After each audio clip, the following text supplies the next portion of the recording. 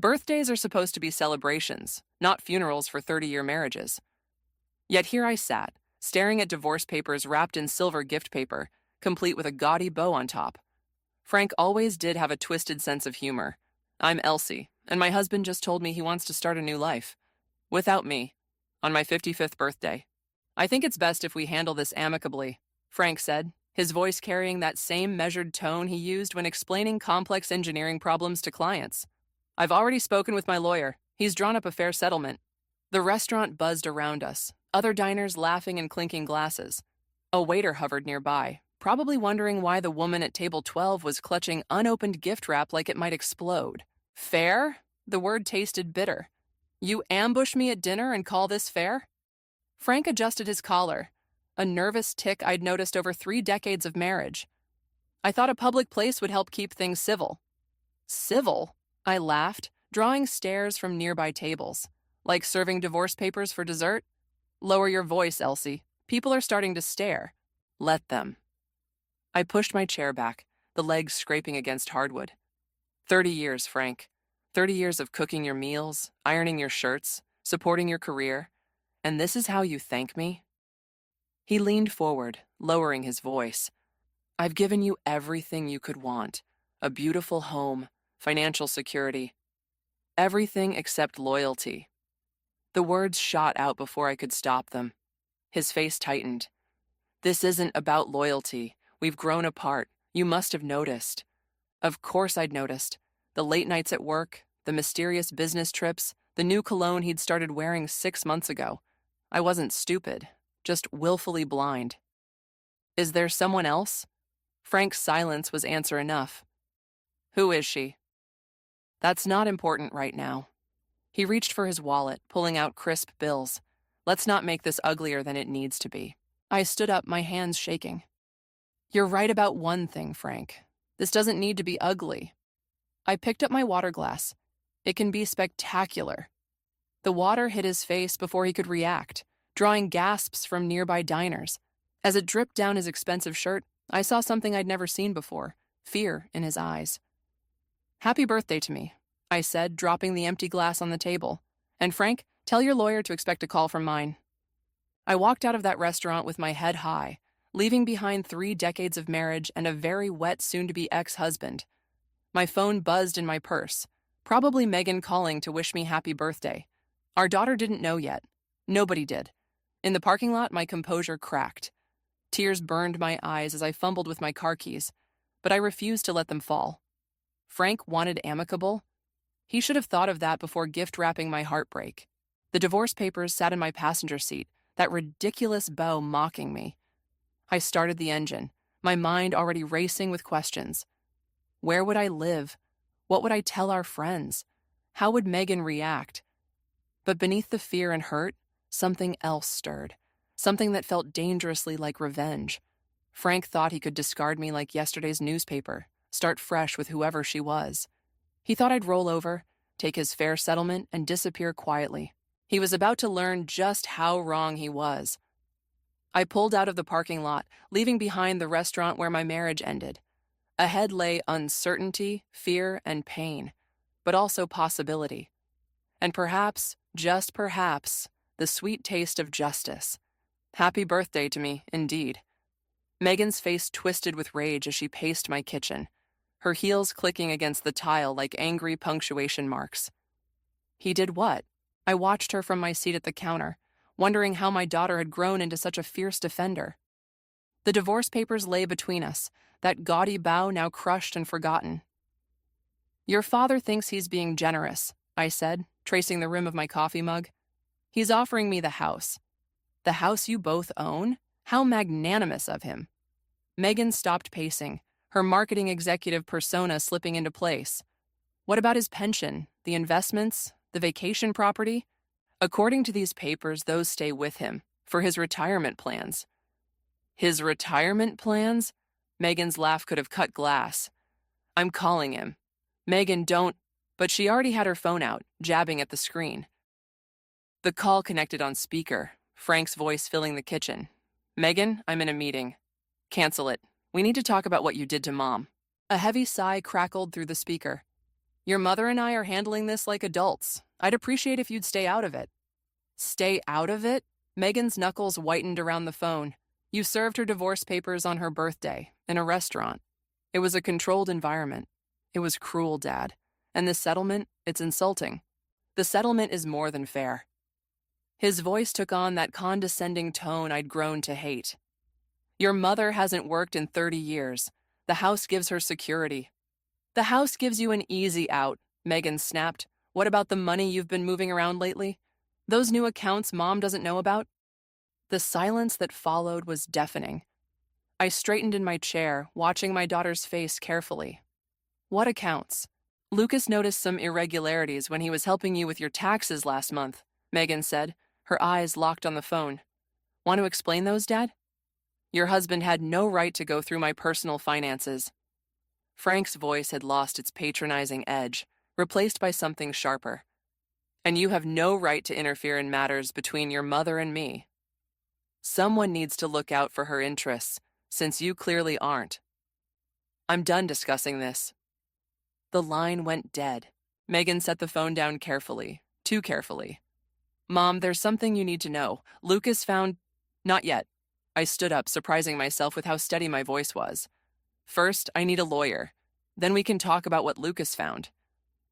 I have a name, someone who specializes in high-conflict divorces. She pulled out a business card, sliding it across the counter. She's expensive, but she's the best. I picked up the card, running my thumb over the embossed letters. Your father will be furious if I challenge the settlement. Good. Megan's smile was all teeth. Let him be furious. Let him see what happens when he underestimates you. Looking at my daughter, I saw myself at her age, fierce, determined, ready to take on the world. Somewhere along the way, I'd lost that fire. Or maybe I'd just buried it under years of compromise and careful peacekeeping. There's something else, Megan said, her expression softening. Lucas and I want you to stay with us until this is sorted out. The guest room's already made up. I couldn't impose. It's not imposing. It's family. She reached across the counter, squeezing my hand. Besides, it'll drive Dad crazy knowing you're not sitting at home waiting for his next move. For the first time since that disastrous birthday dinner, I felt something like hope. Frank thought he had me cornered, relegated to the role of discarded wife, accepting whatever scraps he deigned to offer. He'd forgotten who I was before I became Mrs. Frank Anderson. Time to remind him. I picked up the divorce papers, noting how my hands no longer shook. Call the lawyer, set up a meeting. I met Megan's gaze, seeing my own determination reflected back. Let's show your father what happens when he mistakes kindness for weakness. The photograph landed on my lawyer's desk with the weight of a bomb. Lucas had found it buried in Frank's cloud storage. My husband and a woman I didn't recognize, intimately entangled at what looked like a hotel bar. The date stamp showed 3 months ago, during what Frank had called a critical business conference in Phoenix. Her name is Grace Matthews, Lucas said, his usual calm demeanor tinged with disgust. She was a consultant at Frank's company before he retired, 35 years old. The age hit me like a physical blow, 20 years younger than me. I stared at her glossy, dark hair, her perfectly manicured hands on my husband's arm, the way she looked at him like he was her future. There's more, Megan added, pulling out her tablet. She's been appointed to 3 different tech company boards in the last 6 months, companies Frank had connections with. My lawyer, Catherine Walsh, studied the information with sharp eyes. And the accounts you mentioned? Lucas pulled up several spreadsheets. Frank's been moving significant amounts into offshore accounts. Started about 8 months ago, right around when Grace Matthews began her meteoric rise in the industry. He's been planning this, I said, my voice hollow. All those late nights, the business trips, the secret phone calls. He wasn't just having an affair. He was building her career. With your marital assets, Catherine noted, typing rapidly, this changes everything. The settlement he offered isn't just unfair, it's fraudulent. A memory surfaced. Frank at our kitchen table, asking me to sign papers for what he called retirement planning. I'd trusted him completely, never questioning, never doubting. What's our next move? Megan asked, her hand squeezing mine. Catherine's smile was predatory. We file for emergency injunctions on all accounts. Then we request a forensic accountant to trace every penny he's moved. And most importantly, She tapped the photograph. "We make it clear we know about Grace." My phone buzzed. A text from Frank. "We need to talk. Dinner tonight?" "He knows we're here," I said, showing them the message. "He's trying to control the situation." "Good," Catherine replied. "Let him think he still can. Meet him for dinner, record everything. But first," she handed me a stack of papers. "Sign these. We're filing them this afternoon." Later, at an upscale restaurant Frank had chosen, I watched him fidget with his wedding ring, the one he still wore, despite everything. His tell when he was about to lie. "Elsie, be reasonable," he started. "This hostile approach isn't like you." "No?" I sipped my wine, savoring the moment. "How would you know what I'm like, Frank? You've been too busy with Grace Matthews to notice." The color drained from his face. "Who told you? Does it matter? What matters is what you've been doing with our money, our future." I can explain the board appointments, the offshore accounts, the hotel rooms. Each question hit him like a slap. Save your explanations for the forensic accountant. He leaned forward, voice dropping to a harsh whisper. "You're making a mistake. I offered you a clean break, a comfortable life. Don't throw that away for spite." "Spite?" I met his gaze steadily. "No, Frank. This isn't spite. This is justice." "You'll get nothing," he snarled. "I'll fight you every step." "Like you fought for those board positions for Grace?" I stood, dropping my napkin on the table. I wonder what the ethics committees would think about that. Fear flickered in his eyes. Real fear, like at my birthday dinner. But this time, I didn't just see it. I savored it. "You taught me something, Frank," I said, gathering my purse. "You taught me that sometimes the people we trust the most deserve it the least. I'll remember that lesson. And so will you." I left him there, staring at his untouched meal, knowing his perfectly planned future was unraveling thread by thread. In my purse, my phone recorded every word, every threat, every admission. The game had changed. Frank thought he was dealing with the same compliant wife who'd signed papers without reading them, who'd believed every lie, who'd put his needs first for 30 years. He was about to discover just how wrong he was. The email arrived at 3 in the morning, sent from an address I didn't recognize. One line of text followed by attachments. "You should know what you're up against." I clicked through photos of Frank and Grace at various events, each more intimate than the last. Then came the documents: bank statements, property records, incorporation papers. Grace's name appeared everywhere, woven through Frank's business dealings like a poisonous thread. My hands shook as I forwarded everything to Catherine. Sleep was impossible now, so I wandered into Megan and Lucas's kitchen, where the midnight silence felt less oppressive than my temporary bedroom. "Mom?" Lucas appeared in the doorway, laptop under his arm. "I heard you up." "Anonymous email," I said, gesturing to my phone. "Someone's feeding us information." He set his laptop on the counter, pulling up files. "I've been tracking Frank's digital footprint. There's something else you need to see." The screen showed a real estate listing, a modern penthouse downtown, purchased 3 months ago through a shell company. The kind of place Frank always claimed was wastefully extravagant. "It gets worse," Lucas said quietly. "Check the move-in date." Next week, the same week Frank had insisted we needed to finalize the divorce. "He's been planning this for months," I whispered. "Years, maybe." "There's more." Lucas hesitated. "The shell company? Grace is listed as co-owner." The kitchen suddenly felt too small. I grabbed my car keys. "Mom, where are you going?"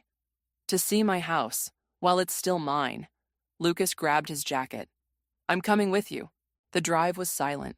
Our family home emerged from the darkness, its familiar outline now seeming false, like a stage set hiding ugly truths. My key still worked. Inside, everything looked normal. Family photos, collected memories, 30 years of life together. But something was off. The study, I realized, heading upstairs. Frank's private space had always been off limits. His sanctuary for work, he'd called it. Now I knew better. The door was locked, but Lucas made quick work of it. Inside, Frank's usually immaculate desk was chaos. Papers everywhere, drawers left open. "He's been here tonight," Lucas said, examining the mess. "Looking for something specific."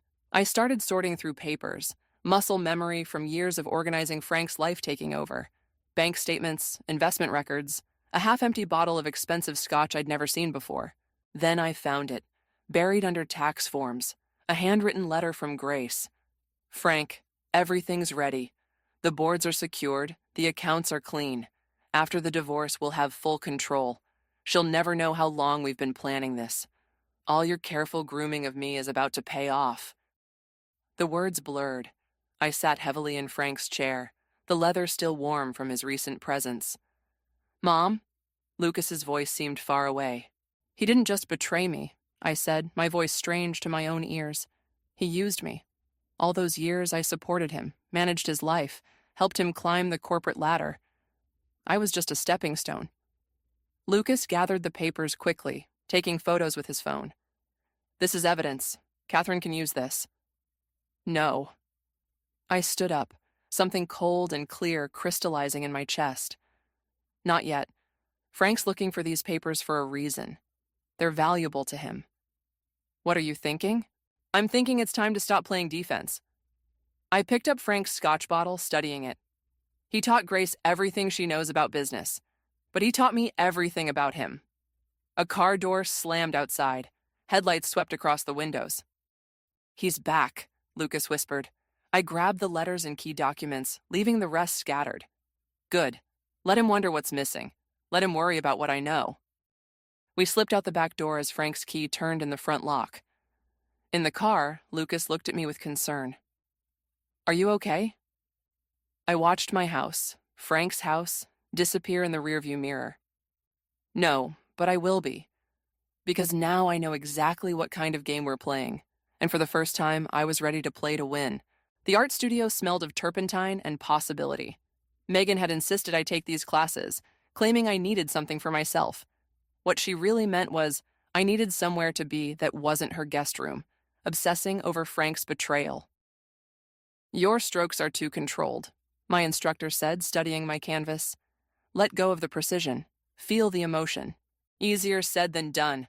30 years of measuring my words, controlling my reactions, being the perfect corporate wife, it becomes a habit. My phone buzzed. A text from an unknown number. Meeting at Riverside Cafe in 30 minutes. Come alone. Gee, Grace. My hands trembled, smearing red paint across the canvas like a wound. I need to go, I told the instructor, already reaching for my bag. The cafe was busy. Smart choice on her part. Public enough to feel safe, noisy enough for privacy. Grace sat at a corner table looking exactly like her photos. Polished, poised, younger than my marriage. Thank you for coming, Elsie. Her smile was practiced, professional. I thought it was time we met. I sat down, noting how she'd positioned herself to watch the door. Why? Because Frank is going to destroy both of us if we let him. That wasn't what I expected. Funny, from the letters I found, you two seemed quite cozy. Letters can lie. She slid a folder across the table. Like these board appointments he arranged for me. They come with strings, and evidence of securities fraud. I didn't touch the folder. Why tell me this? Because he's setting me up to take the fall. Her perfect composure cracked slightly. The offshore accounts, the irregular trades, everything's in my name. When the SEC investigates, and they will, I'll be the scapegoat. While Frank walks away clean, I finished, pieces clicking into place, with my money and your reputation. He's better at this game than either of us realized. She leaned forward, but together. Stop. I held up my hand. Whatever you're selling, I'm not buying. You helped him betray me. I did. No denial, no excuse. And now I'm helping you destroy him. Take the folder, Elsie. Use it. My phone buzzed again. Frank this time. Where are you? We need to talk about the house papers. Grace's eyes flickered to the message. He's getting desperate. The SEC's starting their preliminary inquiry next week. I stood up, leaving the folder untouched. Handle your own mess. He'll win, she called after me. He always wins. Outside, the autumn air felt thick with possibilities. I called Catherine. Grace Matthews just tried to make a deal, I said when she answered. Something about SEC investigations and fraud evidence. Don't touch anything she offers, Catherine warned. It could be a trap. I know. I watched Grace through the cafe window, seeing not a manipulative homewrecker, but another of Frank's carefully positioned pawns. But what if we let her think I did? That evening, at my art class's open studio hours, I stood before a fresh canvas. The instructor's words echoed, "Let go of the precision. Feel the emotion." I thought of Frank's betrayal, of Grace's desperation, of 30 years reduced to legal documents and hidden accounts. My brush moved without conscious thought, spreading dark colors across white space. "Mom?" Megan's voice behind me. "That's intense." I stepped back, seeing my painting through her eyes, chaos and anger and pain made visible, not precise, not controlled, not safe. "Frank called me today," Megan said quietly. "He's worried about you. Says you're not thinking clearly." I laughed, harsh and genuine. He should be worried, but not about my clarity. My phone lit up with another message from Grace. "Time's running out. What's your answer?" I studied my painting, all that contained rage finally breaking free. Then I typed, "Meet me tomorrow, same place. Bring everything you have." "Mom?" Megan touched my arm. "What are you planning?" I picked up my brush again, adding one final streak of red across the canvas. "I'm done being a pawn, sweetheart. It's time to play like a queen." The paint looked like blood in the studio's harsh lights. Good, because one way or another, someone was going to bleed. The boardroom at Catherine's law office felt like a tomb. Frank sat across from me, Grace beside him, both wearing expressions of practiced concern. The SEC documents lay between us like landmines. "This is a mistake, Elsie," Frank said, his voice carrying that familiar patronizing tone. "You're letting emotion cloud your judgment." I studied the man I'd loved for 30 years, searching for any trace of the person I thought I knew. Emotion? Like the kind that made you forge my signature on those transfer documents? His facade cracked slightly. "That's a serious accusation." "Everything in these files is serious." I pushed the documents toward him. Securities fraud, money laundering, creative accounting that would make Bernie Madoff blush. Grace shifted uncomfortably. Frank's hand twitched toward hers, then stopped. The gesture wasn't lost on me. "You're still trying to protect her," I said quietly, "even now when she's helped me build this case against you." His head snapped toward Grace, who paled visibly. "What?" "Don't act surprised, Frank." My voice stayed steady, though my hands shook under the table. "Did you really think she'd take the fall for you? That she'd sacrifice herself for love? Grace?" His voice held a dangerous edge. She straightened, mask slipping into place. "It's business, Frank. You taught me that." The look he gave her could have frozen hell. Then he smiled, that same smile he'd worn when serving me divorce papers on my birthday. "Interesting play," he said, standing. "But you've overlooked something crucial." He pulled out his phone, tapped briefly, then set it on the table. "Check your email, Catherine." My lawyer frowned, opening her laptop. Her sharp intake of breath made my stomach drop. "What is it?" I asked. "He's filed a countersuit," Catherine said slowly, "alleging you knew about and approved all financial transactions, with documentation." "Impossible." "The renovation contracts," Frank cut in smoothly. "The charity board minutes. All those papers you signed without reading, trusting your loving husband to handle the details." His smile widened. "Your signature's on everything, darling. And unlike mine, they're all authentic." The room spun slightly. All those years of blind trust, of signing whatever he put in front of me, of playing the supportive wife. "You'll go down with me," I managed. "No, Elsie. I'll weather this storm with my young, naive protege who was led astray by my manipulative, soon-to-be ex-wife." He gathered his papers carefully. "The board members know me. They'll believe what's easier to accept, that a bitter woman is seeking revenge, not that their trusted colleague orchestrated fraud." Grace sat frozen, her ambitious future crumbling visibly. "You're bluffing," I whispered. "Try me." He headed for the door, then paused. "Oh, and Elsie? The art studio called. They're concerned about your recent, aggressive works. Apparently, my worried calls about your mental state made quite an impression." The door closed behind him with terrible finality. "He's thought of everything," Grace said numbly. "He always does." Catherine was already typing frantically, damage control mode engaged, but I barely heard her strategy suggestions. All I could see was Frank's smile, the same one he'd worn at our wedding, at Megan's birth, at countless dinner parties where I'd played the perfect corporate wife. My phone buzzed. Megan asking how the meeting went. I couldn't answer. Couldn't tell her that her father had just outmaneuvered us all. Couldn't admit that 30 years of trust had become the weapon of my own destruction. "What do we do now?" Grace asked, looking as lost as I felt. I stood up, legs unsteady. "I need air." In the hallway, I caught my reflection in a window. Gray streaked hair, lines earned from years of smiling at Frank's jokes, wearing Frank's choices, being Frank's wife. My phone buzzed again. A text from Frank.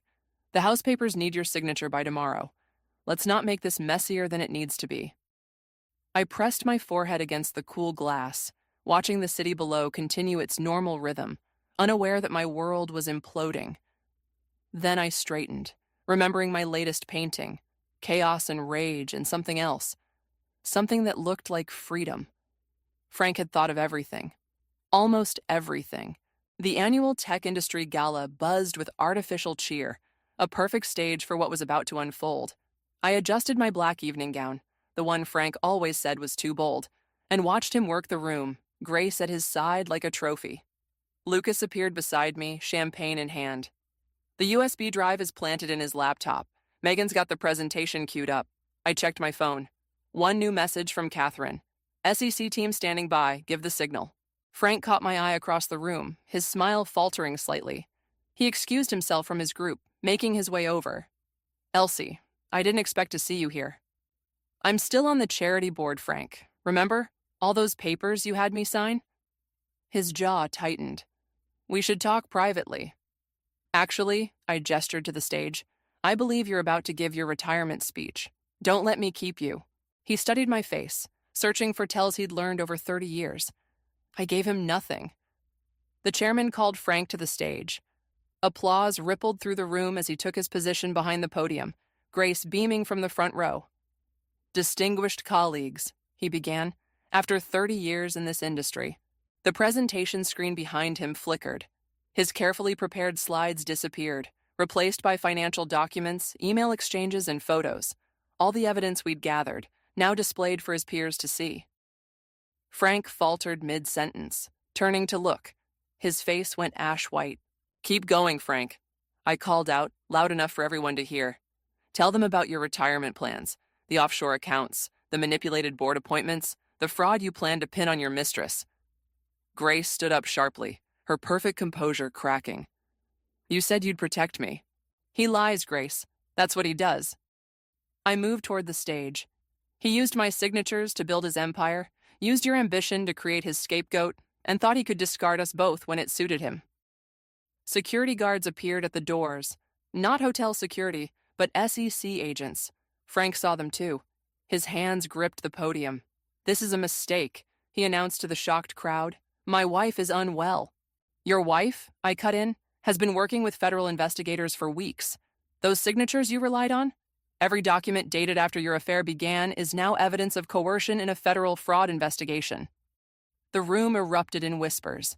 Board members stepped back from Frank like he was contagious. Grace slipped toward the exit but found her path blocked by agents. "You can't prove anything," Frank hissed, but his voice shook. "Check your laptop, dear. The one you use for private trading. It's amazing what a forensic accountant can find with full access." His eyes widened. Finally, he understood. "You taught me well, Frank. All those years watching you manipulate people, watching you build your house of cards." I smiled, his smile, the one he'd worn while serving me divorce papers. "I learned." The SEC agents moved in. Grace was already in tears, spilling everything to save herself. Board members huddled with their lawyers, and Frank stood frozen, watching 30 years of careful planning collapse. "The house papers," he said quietly as agents approached the stage. "You never signed them." "No, I didn't." I removed my wedding ring, placing it on the podium.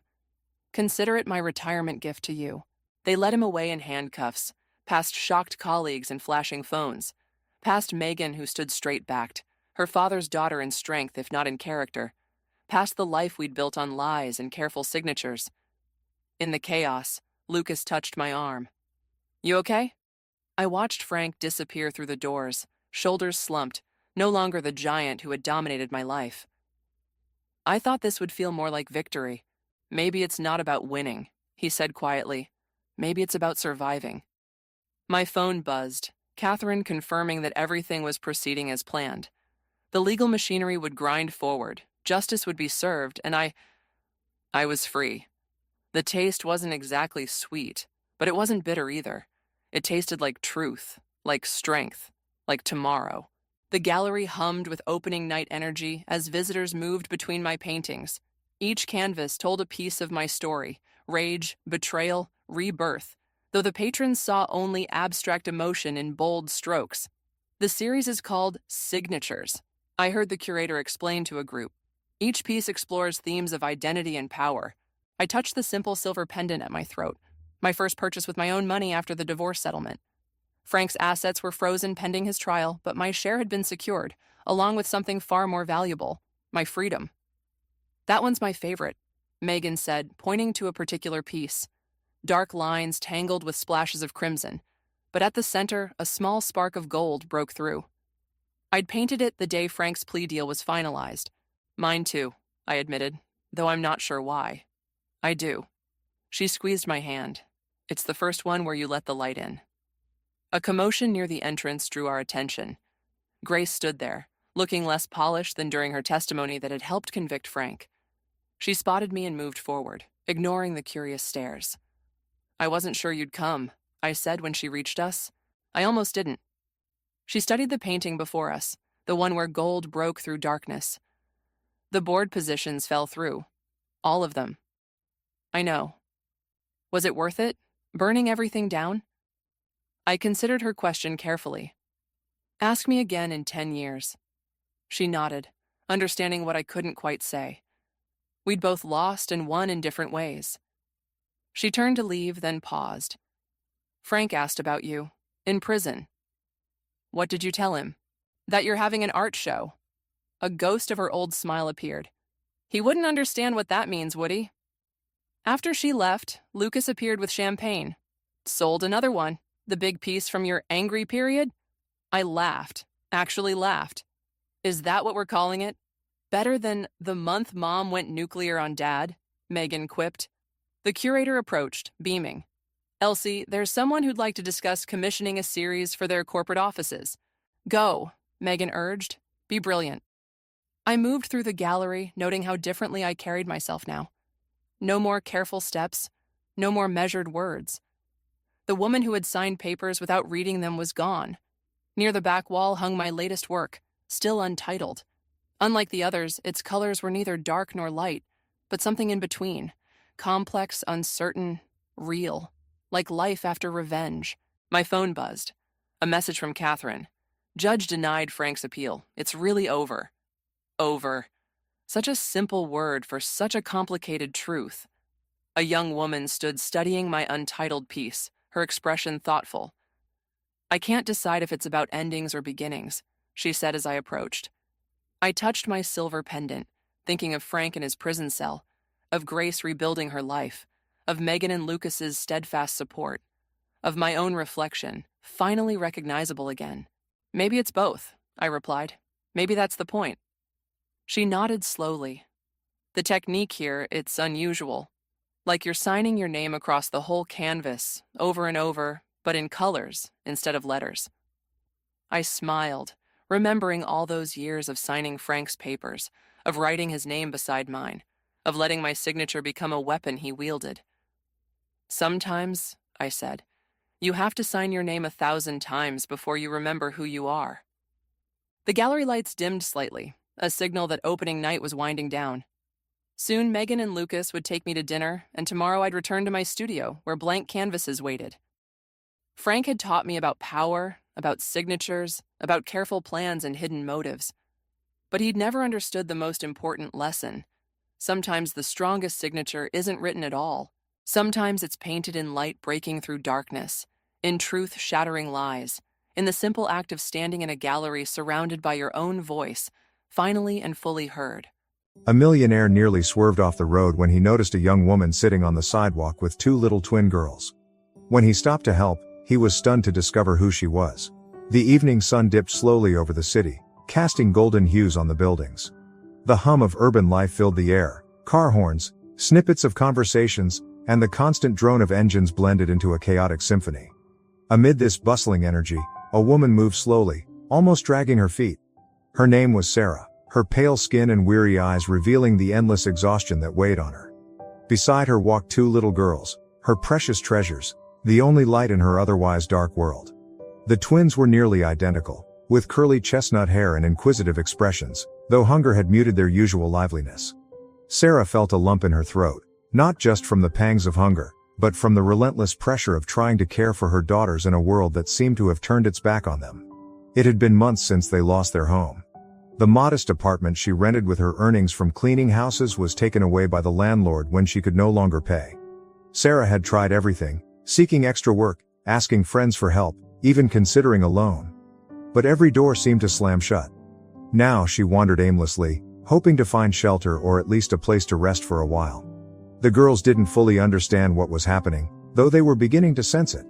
They no longer asked about their home or their father as often as they used to, and it seemed they had grown accustomed to this uncertain new reality.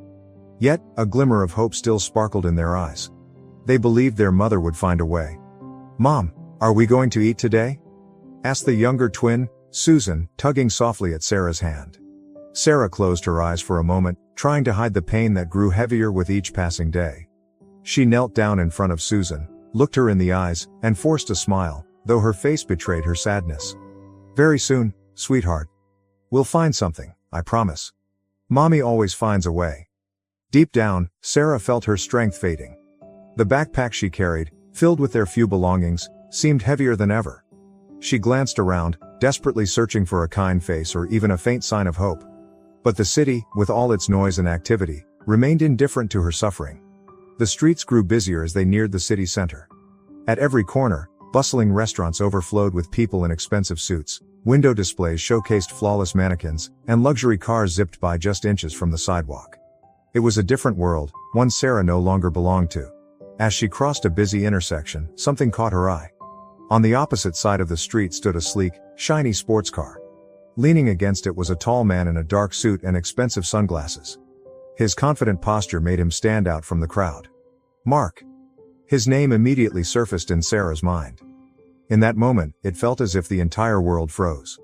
Sarah's surroundings faded, leaving only his face, the face she had tried to erase from her memory for years. Mark was part of her past. Their relationship had been intense, full of passion and turbulence.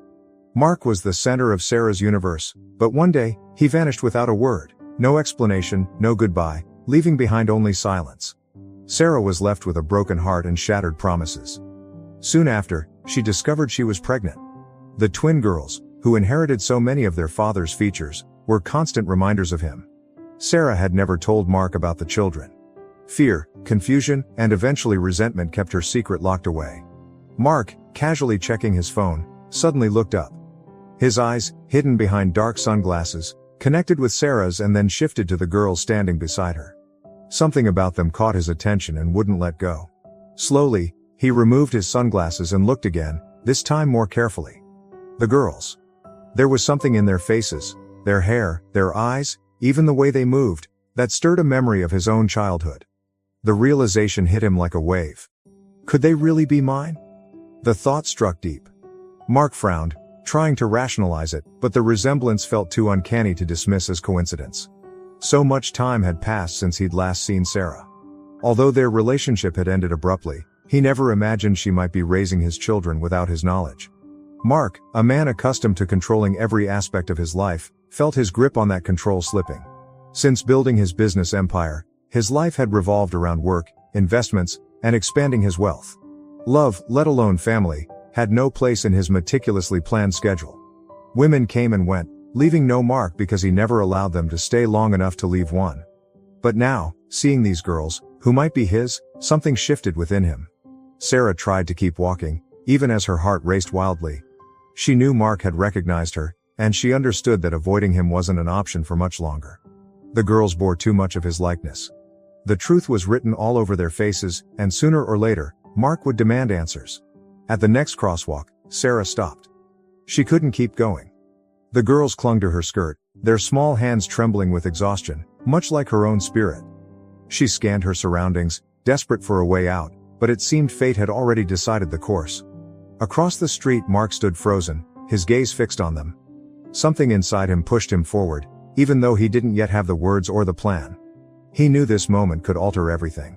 For years, he'd avoided any kind of commitment, but now, it seemed he had no choice. Determined, Mark crossed the street, but as he got closer, his usual confidence began to waver. And when he was near enough, he saw the fatigue etched into Sarah's face, the dark circles under her eyes, and the sadness she struggled to hide behind a faint smile. Sarah, he murmured her name, as if calling back a ghost from his past. She looked up at him. Her eyes were filled with pain and surprise. She had imagined this moment countless times, rehearsed what she might say if she ever saw him again. But now, as he stood in front of her, every word she had practiced vanished. All that remained was silence and the weight of an untold story. Mark glanced down at the girls. He wanted to ask something but couldn't bring himself to speak. The answer was staring back at him, in the eyes of the two little girls who looked at him with curiosity. "Yes," Sarah said softly, barely above a whisper. "They're your daughters." Mark felt his chest tighten at those words. Sarah's simple, straightforward response left him frozen. The two small girls who curiously observed him, unaware of the tension in the air, were his children. Twins. The echo of that word bounced around in his mind, an uncomfortable truth he couldn't ignore. Never in his wildest thoughts had he imagined this moment, especially not with Sarah, the woman who had once been the center of his world. Sarah studied Mark's face, searching for any reaction beyond the shock that was so clear. She had known this moment would come, but she never expected it to feel this heavy. Relief and fear clashed inside her. Relief because the truth was finally out. Fear, because she had no idea how Mark would take it. The years had been unkind to Sarah. Since Mark had left her life, everything had been an uphill battle. Raising her daughters alone, without any help, had pushed her to the brink. She had worked tirelessly, sacrificing everything to give them a better life. But life had been merciless. Every choice, every sacrifice seemed to pull her further away from the stability she desperately sought. And now, standing before Mark, she felt as though all her struggles were about to be judged. "Why didn't you tell me?" Mark finally asked. His voice was low, laced with a mix of disbelief and reproach. He couldn't fathom how Sarah had kept something so monumental from him, something that would have turned his world upside down. Sarah lowered her gaze, fighting back the tears that threatened to spill. She had played this moment over in her head so many times, but she hadn't imagined how hard it would actually be. "I didn't know how," she said quietly. "When you left, I had no way to reach you, and later, I was just too scared. I didn't know if you'd even want to know. I didn't know if you'd be happy. Or maybe, once you found out, you'd just disappear again." Mark felt a lump forming in his throat. Sarah's simple words hit him like a harsh dose of reality he had never even considered. He had left Sarah behind. There was no denying it. His relentless pursuit of a career and success had distanced him from any emotional ties. "I didn't know I had kids," he said more softly this time, his voice tinged with regret. "I didn't know this was happening." She raised her gaze, her unshed tears glimmering in her eyes. "But you didn't even try to find out, Mark. You didn't even try to come back. Not once." Her words struck Mark harder than he had anticipated. A man used to controlling every aspect of his life, always making calculated decisions, suddenly realized how blinded he had been by his ego and ambition. He had never looked back, never thought about the impact his absence might have had on Sarah. And now, faced with the reality of fatherhood, guilt began to gnaw at him from the inside out. Mark took a deep breath, observing the scene unfolding before him. The girls, oblivious to the tension between the adults, began fidgeting. The youngest, Lily, tugged at her sister's hand, trying to get her attention. "Mommy, can we go home?" she asked with the innocent curiosity only a child could possess. That simple question landed like a punch to the gut. Their mother gently stroked her daughter's cheek, hiding the truth behind her eyes because she had no answer to give. Mark, too, caught that moment, a brief glimpse of the weight Sarah carried. Not only had he just discovered he was a father, but it was clear Sarah and the girls didn't have a stable home. The harsh reality of it all hit him with an unexpected force. "Mommy," Lily repeated, and her sister, Anna, tugged at their mother's sleeve, sensing the unease in the air. Mark watched the interaction closely. As a man who had spent his entire life surrounded by wealth and comfort, Mark was suddenly confronted with a world he had never truly seen. One filled with vulnerability and struggle. He crouched down, attempting to connect with the girls. "What are your names?" he asked gently, trying to bridge the gap between them. "I'm Lily," the youngest replied timidly, a faint smile breaking through. "And this is my sister Anna." Their names echoed in Mark's mind, as though saying them out loud made him acknowledge a part of his life he had long ignored. He straightened up and looked back at Sarah. "Where are you staying?" he asked, though he already suspected the answer. Sarah let out a heavy sigh. She knew there was no point in hiding the truth any longer. "We're getting by. Sometimes we find shelter, sometimes we sleep wherever we can. It's not easy, Mark. I'm doing the best I can. But every day it gets harder." Mark felt a hollow ache forming within him. For the first time in his life, something beyond work, beyond his familiar comfort zone, had shaken him to his core. He looked at Sarah and the girls again. He realized that walking away wasn't an option this time. Not now. Not like this. "Come with me," he said finally, his voice steady but tinged with emotions he didn't yet fully understand. "You can't live like this. I'll take you somewhere safe." Sarah glanced at him skeptically. She hadn't expected this response. For years, she had pictured Mark learning the truth and simply turning his back on her. She had convinced herself he wouldn't care about her or the girls.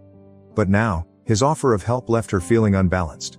She knew she couldn't say no, not for herself, but for her children. The girls deserved more than she could give them alone. Mark pulled out his car keys and looked at her with quiet determination. "Get in. We need to get out of here." Battling a mix of relief and fear, Sarah took the girls by the hand and led them toward the car. She had no idea what lay ahead, but for now, her only thought was the safety of her daughters. They climbed into the car. For the first time in what felt like forever, Sarah felt the faintest glimmer of hope, that maybe, just maybe, things could get better. The engine of the luxurious car roared to life, and Mark steered them down the city's glowing streets. Inside the car, however, there was silence. Sarah sat in the passenger seat, her hands clasped tightly on her lap. In the back seat, the girls, worn out from a long day, had fallen asleep, curled up together. Mark kept his eyes on the road, but his thoughts were miles away. Every so often, he glanced at the rearview mirror to see the girls, now peacefully sleeping. His daughters. Twins. The realization struck him deeply. He couldn't find a simple explanation for the whirlwind of emotions he was feeling: amazement, guilt, and a gnawing sense of responsibility. A man who had always avoided commitment suddenly found himself facing a family he had never asked for but now couldn't ignore. When the car finally pulled up in front of his house, Sarah felt her breath catch in her throat. Outside, the mansion was bathed in warm lights, revealing a manicured lawn and neatly trimmed trees. This was a completely different world, far removed from the harsh reality she had faced in recent years. Mark turned off the engine and looked at Sarah. His expression had shifted, his usual guarded demeanor replaced by something more open and genuine. "We're here. The girls can rest here. Tonight, you don't have to worry about anything," he said, his voice calm but firm. Sarah nodded silently, though she felt completely out of place. It was as if she were stepping into a life she had only ever glimpsed from the outside, one she never thought she could belong to. Mark stepped out of the car and walked to the back door to help with the girls. He cautiously, but somewhat clumsily, picked up Susan in his arms, as if he were holding a child for the first time. Sarah did the same with Mary, feeling her warm yet exhausted body. Together, they climbed the marble staircase toward the main entrance. There, they were greeted by a middle-aged man in an impeccably pressed uniform. "Everything is ready for your guests," he said calmly, giving Mark a slight nod.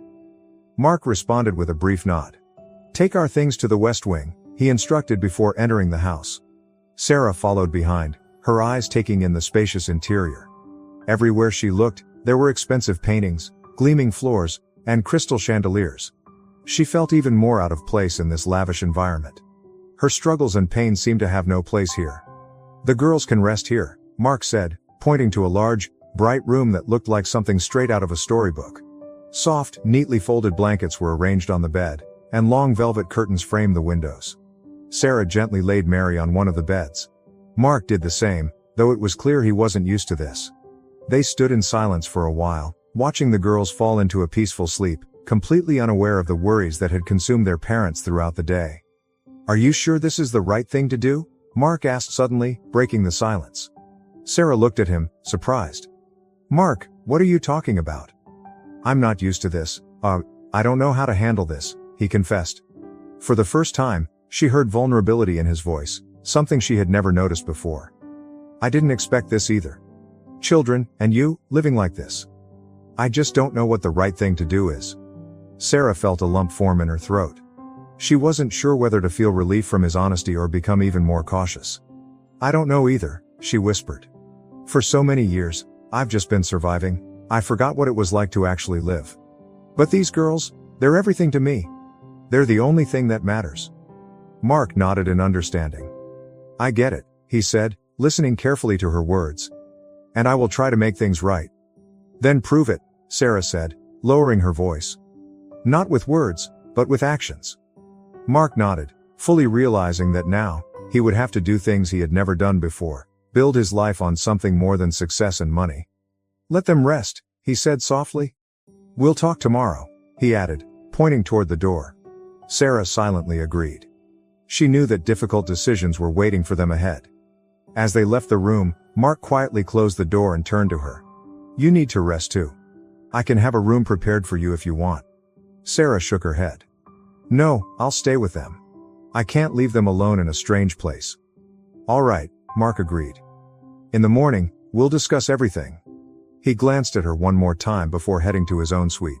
Sarah stood silently in the hallway, leaning against the wall, letting out a heavy sigh. She knew that many questions lay ahead, ones that needed answers.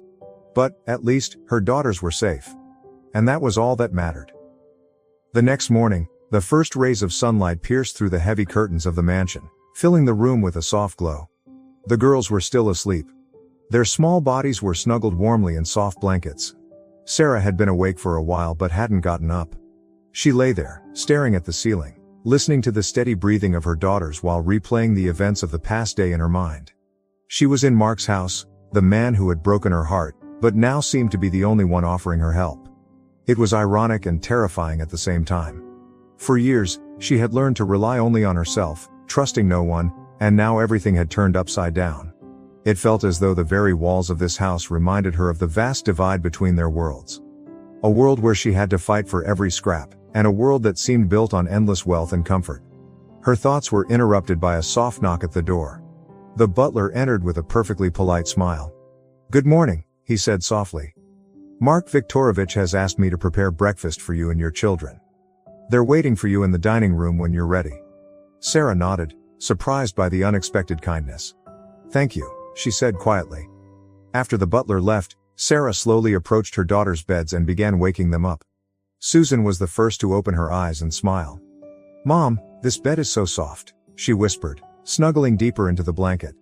Mary followed her sister's lead, still half asleep. Sarah smiled at her daughters, but deep down, she felt torn. She knew this was just a temporary relief. She helped the girls get dressed, reminded of how little they had left. It was such a stark contrast to the luxury that surrounded them. When they made their way downstairs to the spacious dining room, Mark was already waiting at the long wooden table. He looked at them with a warm smile, although Sarah noticed something deeper in his eyes, perhaps uncertainty or even guilt. The girls, a bit shy yet excited, slowly approached the table. Good morning, Mark said, his voice gentle, though it was clear he was trying to ease the tension.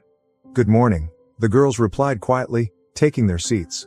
Sarah lingered a bit longer, her gaze intense, as though trying to figure out Mark's true intentions. The breakfast was lavish, fresh fruit, hot bread, juices, and dishes the girls had never seen before. They ate with visible enjoyment, their eyes sparkling with joy. Mark watched them silently, taking in every detail. For him, a man accustomed to fine dining, this moment felt especially poignant. Suddenly, Mark realized that these girls, his daughters, were enjoying what had always seemed ordinary to him. After a brief pause, he turned his gaze to Sarah. Sarah, he began, his voice steady yet friendly. I've been thinking a lot about what happened yesterday, and I want to discuss what comes next. Sarah put down her fork and looked at him intently. She knew this conversation was inevitable. All right, she replied, signaling that she was ready to listen. Mark took a sip of his coffee before continuing. I know I left you in a very difficult situation, and I'm not going to pretend that it's not my fault. But I can't change the past. The only thing I can do now is try to provide a better future for you. Sarah narrowed her eyes, keeping her emotions in check. His words sounded sincere, but she wasn't sure if she was ready to trust him. And what exactly are you proposing? She asked cautiously. Mark paused for a moment before responding. I want you to stay here, at least for now, while we figure out a long-term solution. This house is safe, and it has everything you need. I can't let you end up on the streets again. Sarah felt a mixture of emotions, relief and hesitation. Stay here, she repeated thoughtfully, her voice shaking slightly. It sounds tempting, but I can't just depend on you, Mark. Not after everything that's happened. Mark met her gaze, his expression serious. I'm not asking you to depend on me. I'm just offering help. For the girls. They deserve better than what they had. Mark's words were convincing, and Sarah knew he was right. Her daughters did deserve better. After a long silence, she sighed and quietly said, All right, we'll stay, but only for a while, until I can figure everything out. Mark nodded affirmatively, accepting her decision. That's all I'm asking, he replied. In that moment, a fragile truce seemed to settle between them. It was delicate, but perhaps this was the first step toward something more. The day at the mansion passed in a strange silence, as if the atmosphere itself was adjusting to the new residents. The girls eagerly explored the enormous house, their laughter echoing through the halls as they ran through the garden, hid behind neatly trimmed bushes, and played tag among the trees. Sarah watched them, seeing how their faces lit up with happiness, something so rare in recent months. But she still felt out of place. This house, this life, everything about it felt foreign.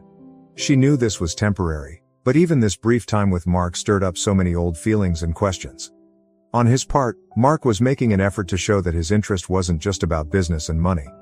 He spent more time with the girls, watching them play, and sometimes even trying to join in. Sarah saw him awkwardly trying to play with them, his movements a bit stiff. She couldn't deny that Mark was genuinely trying. But there was still an invisible barrier between them. Just as the girls ran out of the garden, Sarah heard footsteps behind her. She didn't need to turn around to know it was Mark. They're happy, he said quietly, watching the girls run around in the yard. They've always been happy, no matter what, the mother replied, keeping her gaze on the children. All I ever wanted for them was a life free of the struggles I had to face. Mark stayed silent, thinking about her words. He found it hard to imagine what Sarah had gone through raising 3 kids on her own. I'm trying to change, he finally said, his voice firm. I know I've made mistakes, but I don't want to stay the person I was. Sarah turned to face him, her expression wary. I hear your words, but I don't know if I can let myself trust you again. The girls see you as their father, but you have to prove that you can be one. Not with words, but with actions. Mark nodded, accepting her words. He understood that earning her trust wouldn't be easy. I will, he answered briefly, but with certainty. Their conversation was interrupted by the joyful shouts of the girls. Susan tripped and fell onto the grass. Sarah rushed to her, picking her up and gently wiping away the small scrape. It's okay, my girl, she softly said, kissing Susan on the forehead. Mark approached them, but Susan, still crying, instinctively clung to Sarah. Only her mother could comfort her. This moment hit Mark hard. He realized how distant he was from these children, even though they were his own. Sorry, he muttered more to himself than to Sarah. The mother stood up holding Susan in her arms. It's fine, she said, her voice calm. It's nothing. She'll forget about it soon, Sarah added, trying to reassure him. But Mark couldn't shake the feeling of helplessness. He was someone used to solving problems with money and influence, and he suddenly understood that those tools were useless here. When they returned to the house, the girls immediately got distracted by the treats waiting for them in the dining room. Mark watched them from a distance, feeling a strange warmth from their happiness. You're a good mother, he suddenly said, turning to Sarah. His voice was sincere. I don't know how you did it, but you managed alone. And they're happy. That's the most important thing. Sarah looked at him in surprise. I didn't have a choice, she answered honestly. I had to keep going, for them. Mark nodded. Now I have to prove I can be part of their lives. Sarah didn't answer, but her gaze softened. That evening at dinner, the girls, full of energy, eagerly talked about their new adventures in the garden. Mark listened to them with a rare, genuine smile. He felt that this moment was one of the most significant of his life. Sarah, sitting across from him, still seemed guarded. But for the first time in a long while, she began to believe that something might actually change. The next morning, everything in the house seemed peaceful, but inside Sarah, a sense of unease was growing. She woke up earlier than the girls and sat for a long time, looking out the window at the neatly trimmed bushes in the garden. She felt torn. On one hand, she was relieved that the girls were finally safe, away from the streets and uncertainty. On the other hand, there was Mark. The man who had once left her alone, now trying to be part of their lives, but could she trust him? The girls woke up full of energy and soon started making noise as they got ready for breakfast. They were happy, and that gave Sarah some comfort. When they came downstairs, Mark was already waiting for them. This time, he looked a little tense, which Sarah immediately noticed. After breakfast, when the girls ran off to play in the garden, Mark carefully approached Sarah. "I thought it might be nice for the girls to get out for a bit," he began. "I was thinking of taking them to the park." Sarah looked up at him. She hadn't expected the suggestion, but it seemed reasonable. "Okay," she replied briefly. "I think they'll enjoy it." The drive to the park was calm, though there was a slight awkwardness between Sarah and Mark in the car. The girls, on the other hand, were excited and chattered enthusiastically about what they would do in the park. As soon as the car stopped, the girls quickly ran outside and headed for the playground. Sarah and Mark stayed nearby, watching them. "They adapt so quickly," Mark observed, watching the girls laughing and sliding down the slide. "They're just kids," Sarah replied quietly, her voice holding a trace of pain. "They don't understand what it's like to be broken inside." Mark frowned slightly, her words hitting him hard. "I'm trying to fix everything," he said after a long pause. "I know it's not easy, but I want to be a part of their lives." Sarah didn't respond right away. Her gaze remained fixed on the girls. "It's not just about them, Mark," she finally said. "You were part of my life, and you broke it. I'm still not sure if I can let you back into our lives." Her words were direct and painful, but Mark knew she was right. The silence between them lasted a while. Until Sarah noticed a girl on the playground tangled in some ropes. Mark immediately rushed over to help her, acting surprisingly deftly for someone who had once avoided such situations. When he returned, his expression turned serious. "They deserve better," he said, looking her in the eyes. "I know," she replied. "And that's why I need to be sure that you're ready to do things the right way, not just now, but moving forward." After their outing at the park, the girls were happy and tired. They chatted away, carefree, debating who was faster on the slide and who swung higher on the swings. Mark smiled quietly, listening to their conversation. But Sarah remained on edge. Even though she could see how hard Mark was trying to connect with the girls, she couldn't shake the feeling that he might disappear again, just like before. When they returned to the mansion, the girls quickly ran to their rooms to play. Sarah stayed downstairs, silently watching as Mark removed his jacket and settled into a chair in the living room. "You look exhausted," she noted, sitting across from him. "It's a little unusual," he admitted, glancing at her. "I'm not used to spending time with kids." Sarah nodded quietly. "They need more than just a day at the park, Mark. They deserve stability. I need to be sure you can give that to them." Mark leaned forward slightly, his hands clasped in front of him. "I know my words don't mean much right now," he said, his voice serious. "But I'm willing to do whatever it takes to give them the best." Sarah studied him, trying to gauge how sincere he was. "Okay," she said finally. "Then we'll start with small steps." Mark smiled. "Sounds like a plan." That evening at dinner, the girls once again filled the house with laughter. They excitedly talked about their fun at the park and discussed plans for a picnic in the garden the next day. Mark listened, genuinely happy that he was bringing joy to his daughters. Sarah, watching them, felt herself softening a little. She saw that he was trying. But it wasn't enough to regain her trust. The next morning, the girls woke up earlier than usual, excited for the day ahead. Susan was the first to rush out of her room to find her mom. "Mom, let's go somewhere again today," Susan shouted. "We'll need to talk to Mark first, but if he takes us, of course, we'll go," her mother replied. Mark overheard the conversation and immediately offered, "Of course, girls, I'll take you wherever you want. How about a picnic?" "Yay!" the girls cheered. As the day outdoors came to an end, the girls, tired but happy, slowly made their way back to the car. Their faces were glowing with joy. Sarah noticed how tightly Susan was holding Mark's hand, as if she was starting to feel safe with him. When they returned to the mansion, the girls dashed to their room, already planning their next adventure. Sarah stayed downstairs to have a conversation with Mark. "Everything went well today," she said. But Mark, you need to understand, one good day doesn't change everything. Mark nodded, his gaze dropping. I know, he admitted. But I want them to know that I'm here, he added. And that's not enough, Sarah replied. Her tone was soft but firm.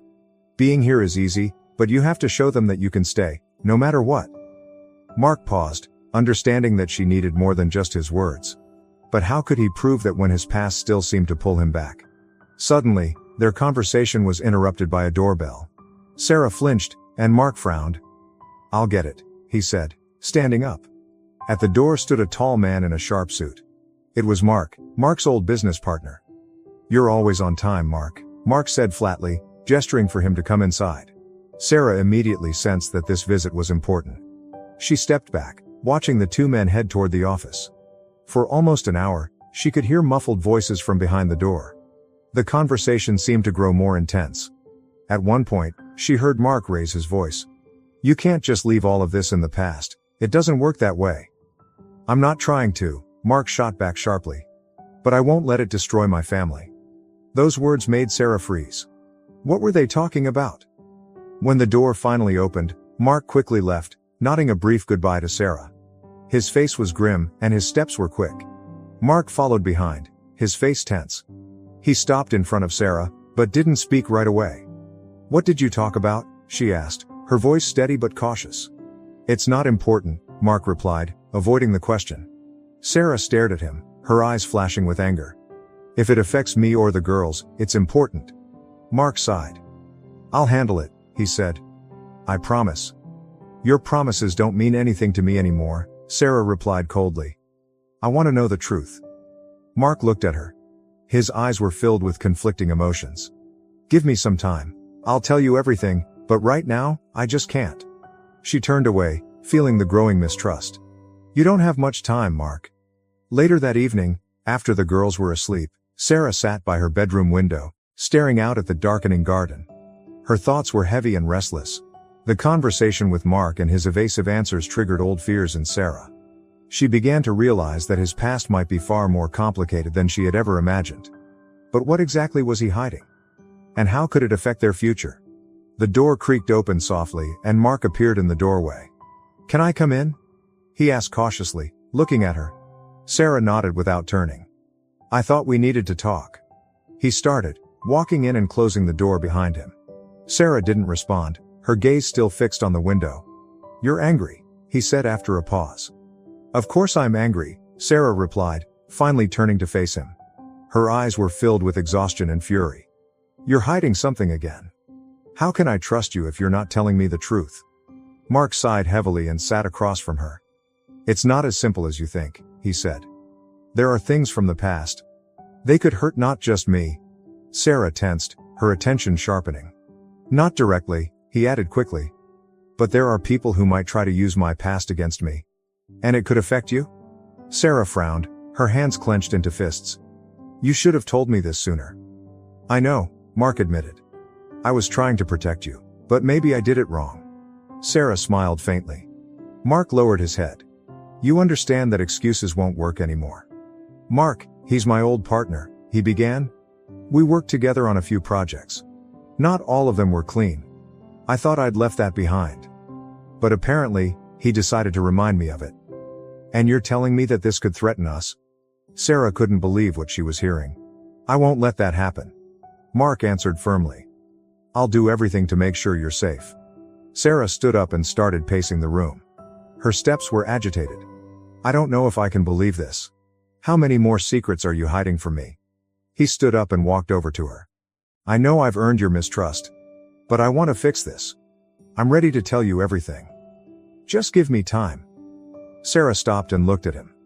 You really don't have much time, she said. Mark nodded, knowing that every move he made would now be under scrutiny. The next day, the tension in the house was palpable, even in the smallest of details. Sarah tried to avoid unnecessary conversations with Mark, focusing on the girls who were happily playing in the garden. Mark, for his part, was quiet and pensive. He knew that every minute of silence only deepened Sarah's mistrust. By lunchtime, he finally made up his mind. Finding Sarah in the living room, he approached her. We need to talk, he said, his face serious. Sarah looked at him. About what? About how you're hiding something again. Mark nodded. About the past and what I should have told you right away. She motioned for him to sit without saying a word. All right, I'm listening. Her voice was cold and distant. Mark took a moment to gather his thoughts before speaking. When Mark and I worked together, I didn't realize right away that some of his methods were illegal. It was about financial schemes. Investments that weren't exactly transparent. When I found out, I decided to back out, but it wasn't that simple. Sarah listened intently. Her face remained calm, but the concern in her eyes was unmistakable. Walking away meant leaving behind some projects and, along with them, a part of my reputation, he continued. Mark didn't take it well. He's been holding a grudge ever since, and now he's back again. He's back? She asked. Yes, Mark replied. He wants me to join one of his schemes again, threatening to expose my past if I refuse. Sarah exhaled slowly, trying to process what she'd just heard. And what are you going to do? She asked. I already told him no, Mark said firmly. But I know he might try other ways to get to me. I won't let him hurt you. Why didn't you tell me this before? Sarah's voice wavered. I was scared, Mark admitted. Afraid you'd push me away again. She gazed out the window thoughtfully. You still don't understand, Mark, she finally said. I can't rely on someone who keeps secrets about something this important. Mark lowered his head, unable to argue with her. I'll change, he said quietly. But I need time to prove it. Sarah stared at him silently, her expression tense. I'll give you a chance, she said at last. But only for the girls. Mark felt a small wave of relief but also knew this was just the beginning of a long road to rebuilding her trust. Days passed slowly. Despite his promise, Mark couldn't shake the feeling that his past still loomed over him. Every message or phone call filled him with anxiety. He knew Mark wouldn't stop at threats, but his greatest fear was the harm it could bring to Sarah and the girls. Sarah, on the other hand, tried to focus on their daily routines. She spent more time with the girls, watching them laugh and play in the yard. Yet deep down, she couldn't escape the nagging suspicion that Mark wasn't being entirely honest. One evening, after the girls had gone to bed, Sarah came downstairs to speak with him. Mark was sitting at his desk, poring over documents but looking distracted. Mark, she said, getting his attention. He looked up at her. We need to talk, she continued. He set the papers aside and motioned for her to sit down. What's wrong? He asked. You still seem so tense, she said. You're trying to act like everything's under control, but I can tell it's not, she said. Mark let out a heavy sigh. I don't want this to affect you, he admitted. Mark might try to use my past against me, but I'll do everything I can to keep you safe. This isn't just about us, Mark. Her voice was firm. You need to deal with this not just for us, but for yourself too. Her words gave him pause. She was right. He couldn't just keep running, he had to sever the ties that connected him to Mark completely. What do you want me to do? He finally asked. Be honest, Sarah replied. If you're serious about starting fresh, you need to stop running from your problems. Mark sat in silence, mulling over her words. I'll talk to Mark, he said at last. I'll make it clear that I won't let him pull me into his schemes again. All right, Sarah nodded. But remember, Mark, this is your last chance. He looked at her intently, and a flicker of determination appeared in his eyes. I won't let you down, he promised. The next day, Mark headed into town to confront Mark. He knew the conversation wouldn't be easy, but he could no longer let fear control his life. Sarah stayed home with the girls, trying not to think about what might happen. Deep down, she understood that the outcome of this conversation would determine not only Mark's future but also the safety of their family. When Mark returned that evening, he looked exhausted, but there was a new confidence in his eyes. Is everything okay? Sarah asked, meeting him in the hallway. Yes, he replied. I'm not tied to Mark anymore. I made it clear he can't manipulate me. Sarah studied him carefully. Are you sure? Absolutely, Mark said firmly. It's all on us now. She nodded, feeling, for the first time, that he was truly ready to turn his life around. Weeks passed, and life in the house started to feel more settled. Sarah grew accustomed to having Mark around, and she noticed how hard he worked to build a bond with the girls and take care of her too. Every day, the girls would run to greet him as soon as he returned home, their laughter filling the house with warmth that had been missing for so long. Slowly, Sarah began to feel a sense of calm return to their lives. Mark seemed genuinely committed to leaving his past behind. He was attentive, caring, and made an effort to be present, not just for the girls but for her as well. One evening after dinner, while the girls played in the living room, Sarah and Mark stayed out on the porch. "You know," Sarah said, gazing at the stars. "A few months ago, I couldn't have imagined us sitting here like this." "Me neither," Mark replied with a small smile. "Back then, everything felt so complicated." She turned to him, her expression soft. "But you're trying, and I can see that." "Thank you," he said, his voice sincere. Their conversation was interrupted by the sound of the girls' excited voices as they ran onto the patio. "Mom, Dad, will you play with us?" Susan asked, grabbing their hands. "Of course, we're coming." Mark laughed as he stood up. Sarah smiled too, watching the genuine joy on the girls' faces as they embraced Mark's presence. One afternoon, Mark suggested they have a picnic in the park. The girls were thrilled with the idea, and Sarah busied herself preparing food. When they arrived at a clearing in the woods, the girls ran off immediately, collecting flowers and chasing butterflies. Mark helped Sarah spread out the blankets and unpack the picnic basket. "It feels like we've stepped out of reality for a moment," she said, watching the girls. "That's a feeling worth holding on to," he replied softly. Sarah glanced at him and, for the first time in a long while, felt a glimmer of hope that their future could be bright. After lunch, Mark began telling the girls stories from his childhood. They listened intently, laughing and peppering him with questions. Sarah watched the scene unfold, realizing Mark had become someone the girls had always needed, a father. That evening, after they returned home and the girls were asleep, Sarah stopped Mark in the hallway. "Thank you for today," she said. "It really was a good day," he replied. She gave him a thoughtful look. "I can see how hard you're trying. Maybe, I'm ready to give you another chance." He froze, his eyes lighting up with hope. "You have no idea how much that means to me," he said softly. Sarah smiled, feeling a weight lift from her heart. One evening, Mark suggested they watch an old movie together. The girls excitedly piled into the living room, curling up on the couch.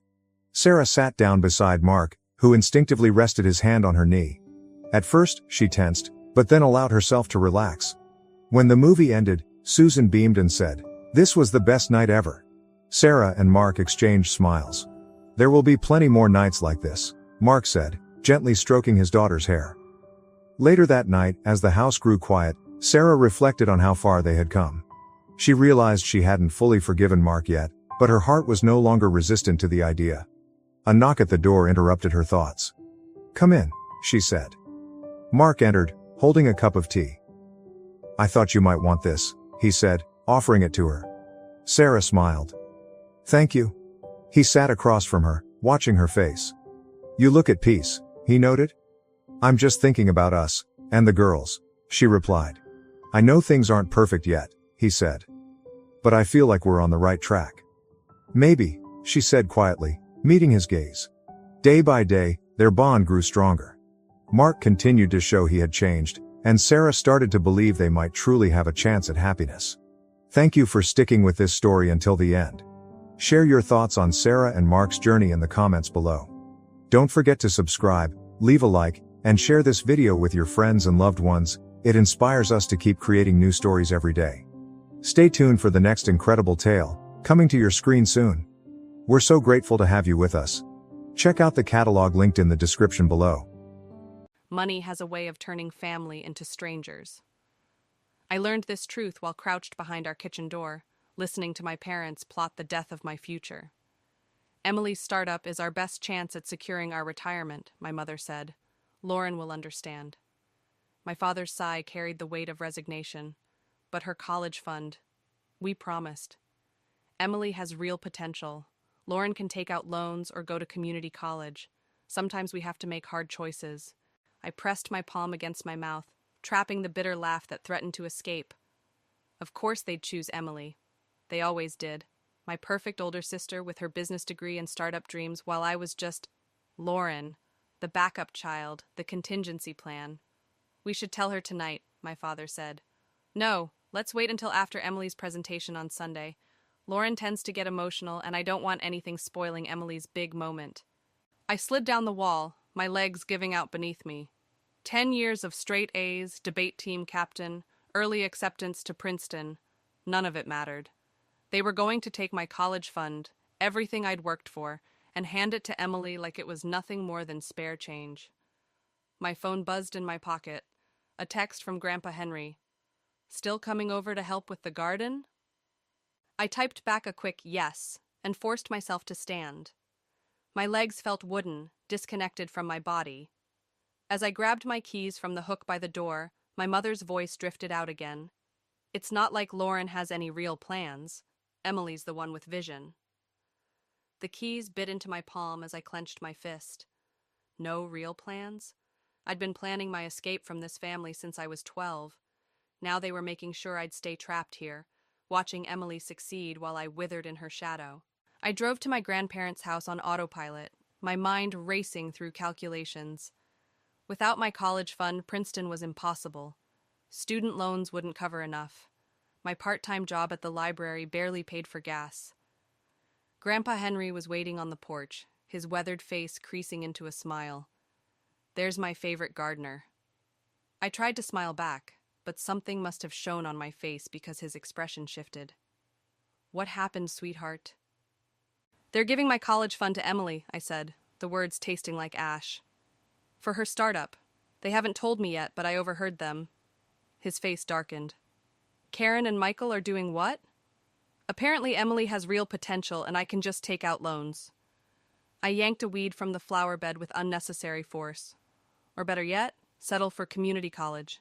"Like hell you will." Grandpa Henry's voice had an edge I'd never heard before.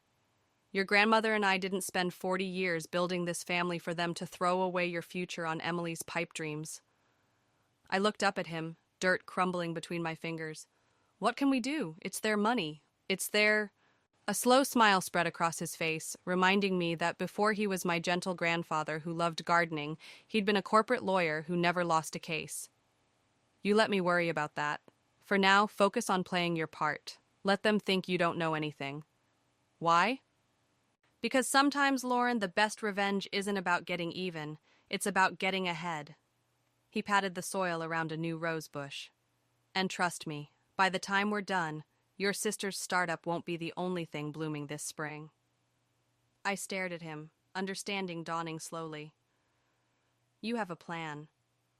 "I always have a plan." He winked. "Now, help me with these roses. We've got work to do, and not just in this garden." For the first time since overhearing my parents, I felt something other than despair. It was small, sharp, and dangerous, like the thorns on Grandpa's prized roses. But it was also powerful. It was hope. The family dinner table had become a war room, with Emily's startup plans spread across it like battle maps. My calculus homework balanced precariously on the corner, pushed aside for the third time this week. "Lauren, could you get more coffee?" Emily didn't look up from her laptop. "Mom, these projections show we could triple our market share by Q2. I poured the coffee, watching the steam rise. 3 days had passed since I'd overheard my parents' conversation, and each moment felt like walking through a minefield of lies. "That's wonderful, honey." Mom leaned over Emily's shoulder, beaming. "Michael, come look at these numbers." Dad shuffled over, his reading glasses perched on his nose. "Impressive. Though I'm not sure I understand all these technical terms." "That's why you have me," Emily said with her trademark smile. "Trust me, this is going to change everything." I set the coffee pot down harder than necessary. "I have a calculus test tomorrow. Could we maybe clear some space?" "Oh, sorry, sweetie." Mom gathered a few papers, creating a tiny island amid Emily's sea of documents. "But isn't it exciting? Your sister's going to be the next big tech entrepreneur." "Yeah, exciting." I opened my textbook, pretending to study while watching Emily's face. She was good, really good.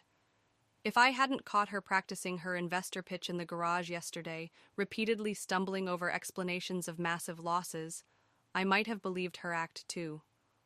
"Actually," Emily said, closing her laptop, "I wanted to talk to everyone about something important." She took a deep breath. "I think I should move back home for a while, to focus on the business." Mom clasped her hands together. "Of course. We can convert the study—" "My study room?" I interrupted. "Where I do all my schoolwork." "Well, you could use your bedroom," Mom said. "Emily needs a proper office space." The pencil snapped in my hand. Right. Because my academic future isn't as important as Emily's business venture. Lauren, Dad warned, but his voice held no real authority. No, it's fine. Emily reached across the table, touching my hand. I know it's a lot to ask, but think of it this way. When the business takes off, I'll be able to help with your college tuition. The irony of her words felt like acid in my throat. I pulled my hand away. I'm going to Grandma and Grandpa's. Now? Mom frowned. It's a school night. Grandma's teaching me to make her special lasagna. The lie came easily. For the family dinner on Sunday. Emily brightened. Perfect timing. I'm presenting the full business plan then. The whole family should be there to celebrate. I grabbed my keys and textbook, leaving the rest of my homework scattered across the table. As I drove, my phone buzzed with a text from Grandpa Henry. Stopped by your sister's office today. Interesting what you find in public records. My heart raced. I pressed the accelerator harder. Grandma Martha opened the door before I could knock. In the kitchen, she said, her eyes knowing. Your grandfather's waiting. Grandpa sat at the kitchen table, a folder open before him. Did you know, he said without looking up, that your sister's company hasn't paid their employees in 6 weeks? What? He slid a document across the table. 3 lawsuits filed last month, plus an eviction notice for their office space. She's not just failing, Lauren. She's burning through money trying to cover it up. And my college fund is next. The reality of it hit me fresh, along with Mom and Dad's retirement savings. Grandma set a cup of tea in front of me. The question is, what are you going to do with this information? I stared at the documents, my mind racing. Sunday. She's presenting everything to the family on Sunday. If I expose her, then you'll humiliate her, Grandma said softly, and possibly destroy your relationship with your parents. They destroyed that when they decided my future was worth sacrificing for her lies. The words came out sharp, surprising even me with their intensity. Grandpa gathered the papers back into the folder. Sometimes the hardest part of revenge isn't getting it. It's living with the consequences. I wrapped my hands around the warm teacup, feeling the weight of the choice before me. I can live with the consequences. The question is, can they? Sunday arrived like a storm front, dark and inevitable. I sat in my grandparents' kitchen, watching Grandma Martha put the finishing touches on her lasagna, while my phone buzzed with increasingly frantic texts from Emily. Where are you? Everyone's waiting. The presentation starts in 30 minutes. Mom's asking about the lasagna. I switched my phone to silent and pulled the manila envelope from my bag, spreading its contents across the counter. Employee complaints, bounced checks, eviction notices, Emily's house of cards documented in stark black and white. You don't have to do this today, Grandma said, wiping her hands on her apron. Actually, I do. I gathered the papers back into the envelope. Emily's meeting with potential investors tomorrow. Once she gets Mom and Dad's money, she'll burn through that too. The doorbell rang. Through the window, I saw Emily's Mercedes in the driveway. My stomach clenched. I'll get it, Grandpa Henry said, but Emily was already letting herself in. Lauren, what are you doing? Everyone's waiting at the house. She stopped short when she saw the envelope in my hands.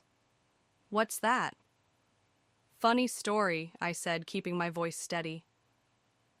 I was going to ask you the same thing about those unpaid wages and lawsuits. The color drained from Emily's face. Where did you... Public records are fascinating reading. I pulled out the eviction notice, especially when you know where to look.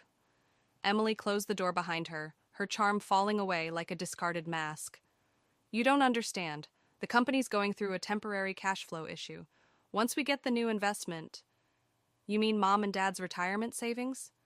I can fix this. She stepped forward, reaching for the envelope. I just need time. I moved the documents out of her reach. Like you needed time the last 3 rounds of funding?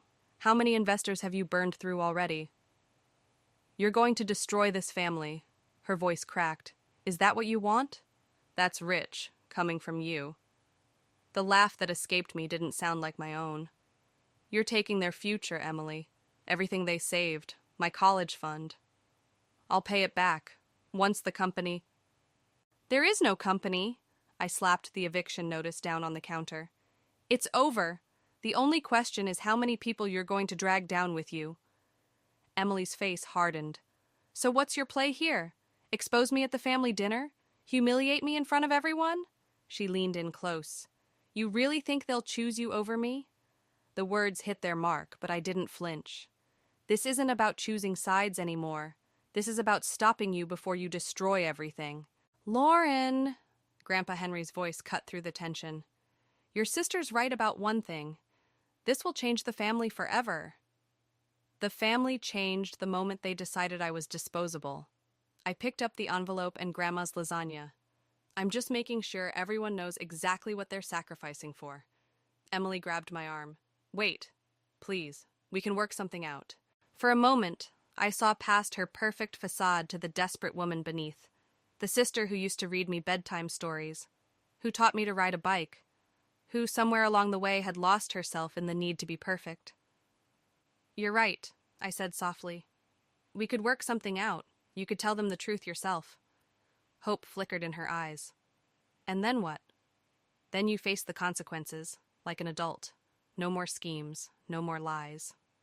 She released my arm, stepping back. I can't.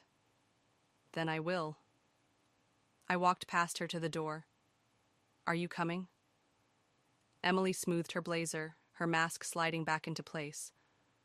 You're making a mistake. No, I said, thinking of all the years I'd spent in her shadow, all the dreams I'd been told to sacrifice. I'm finally fixing one.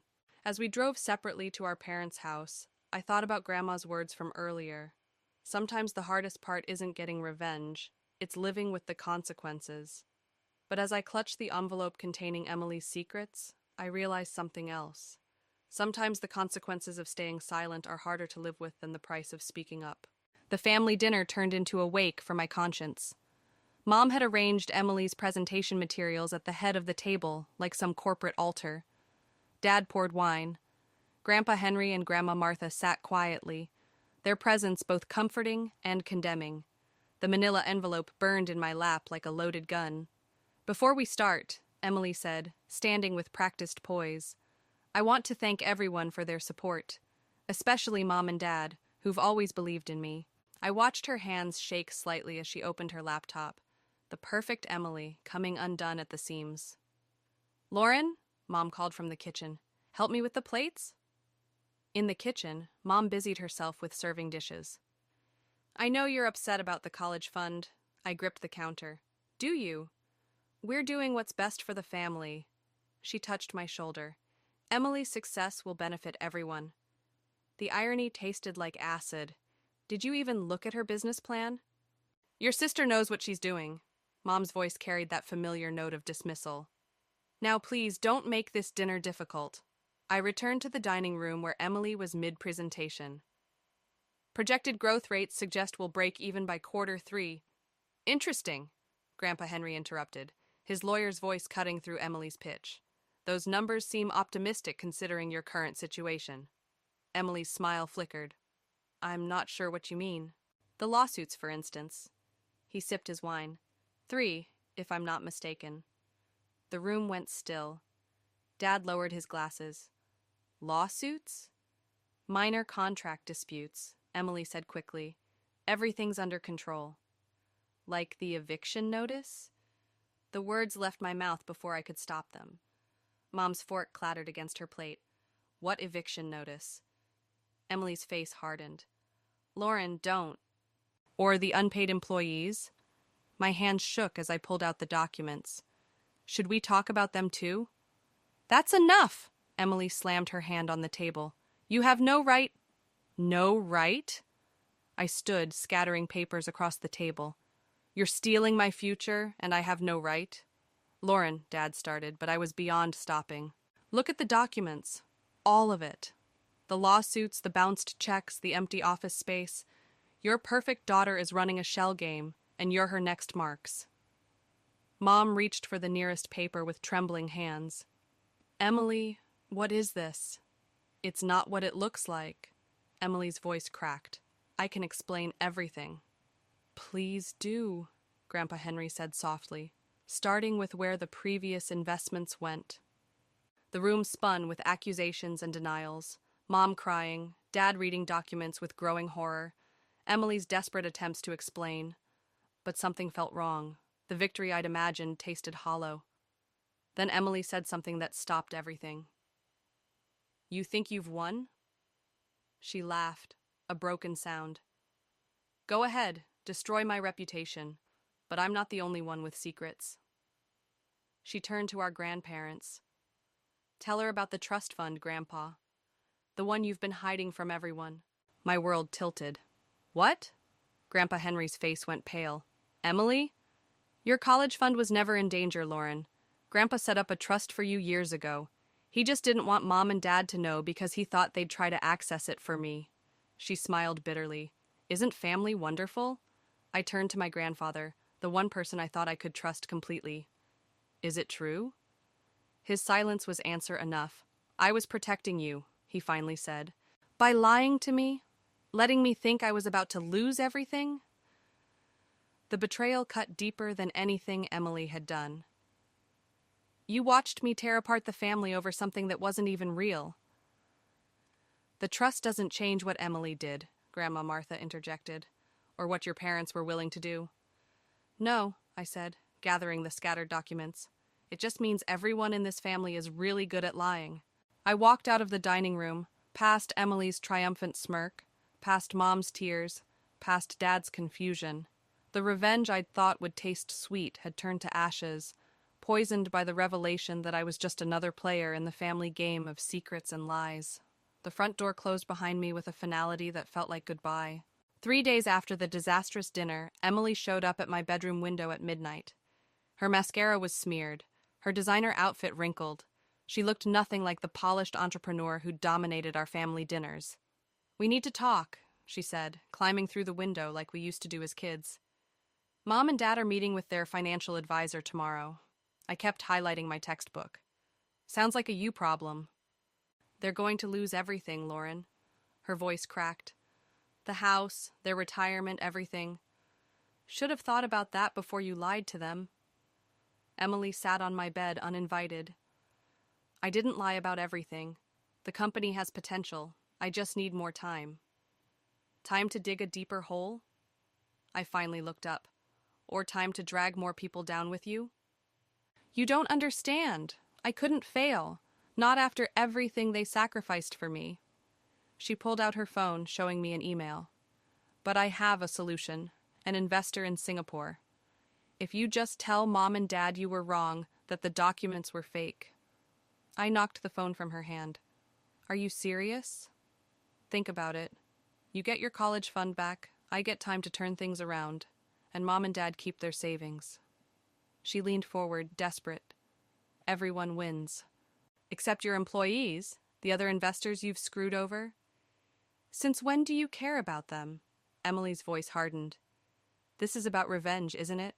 Finally getting back at Big Sister for stealing all the attention." The truth in her words stung more than I wanted to admit. "Get out." "You know what's funny?" She stood, smoothing her skirt. "You're more like me than you think. We both lie to get what we want. The only difference is, I admit it." A knock at my door made us both freeze. "Lauren?" Dad's voice.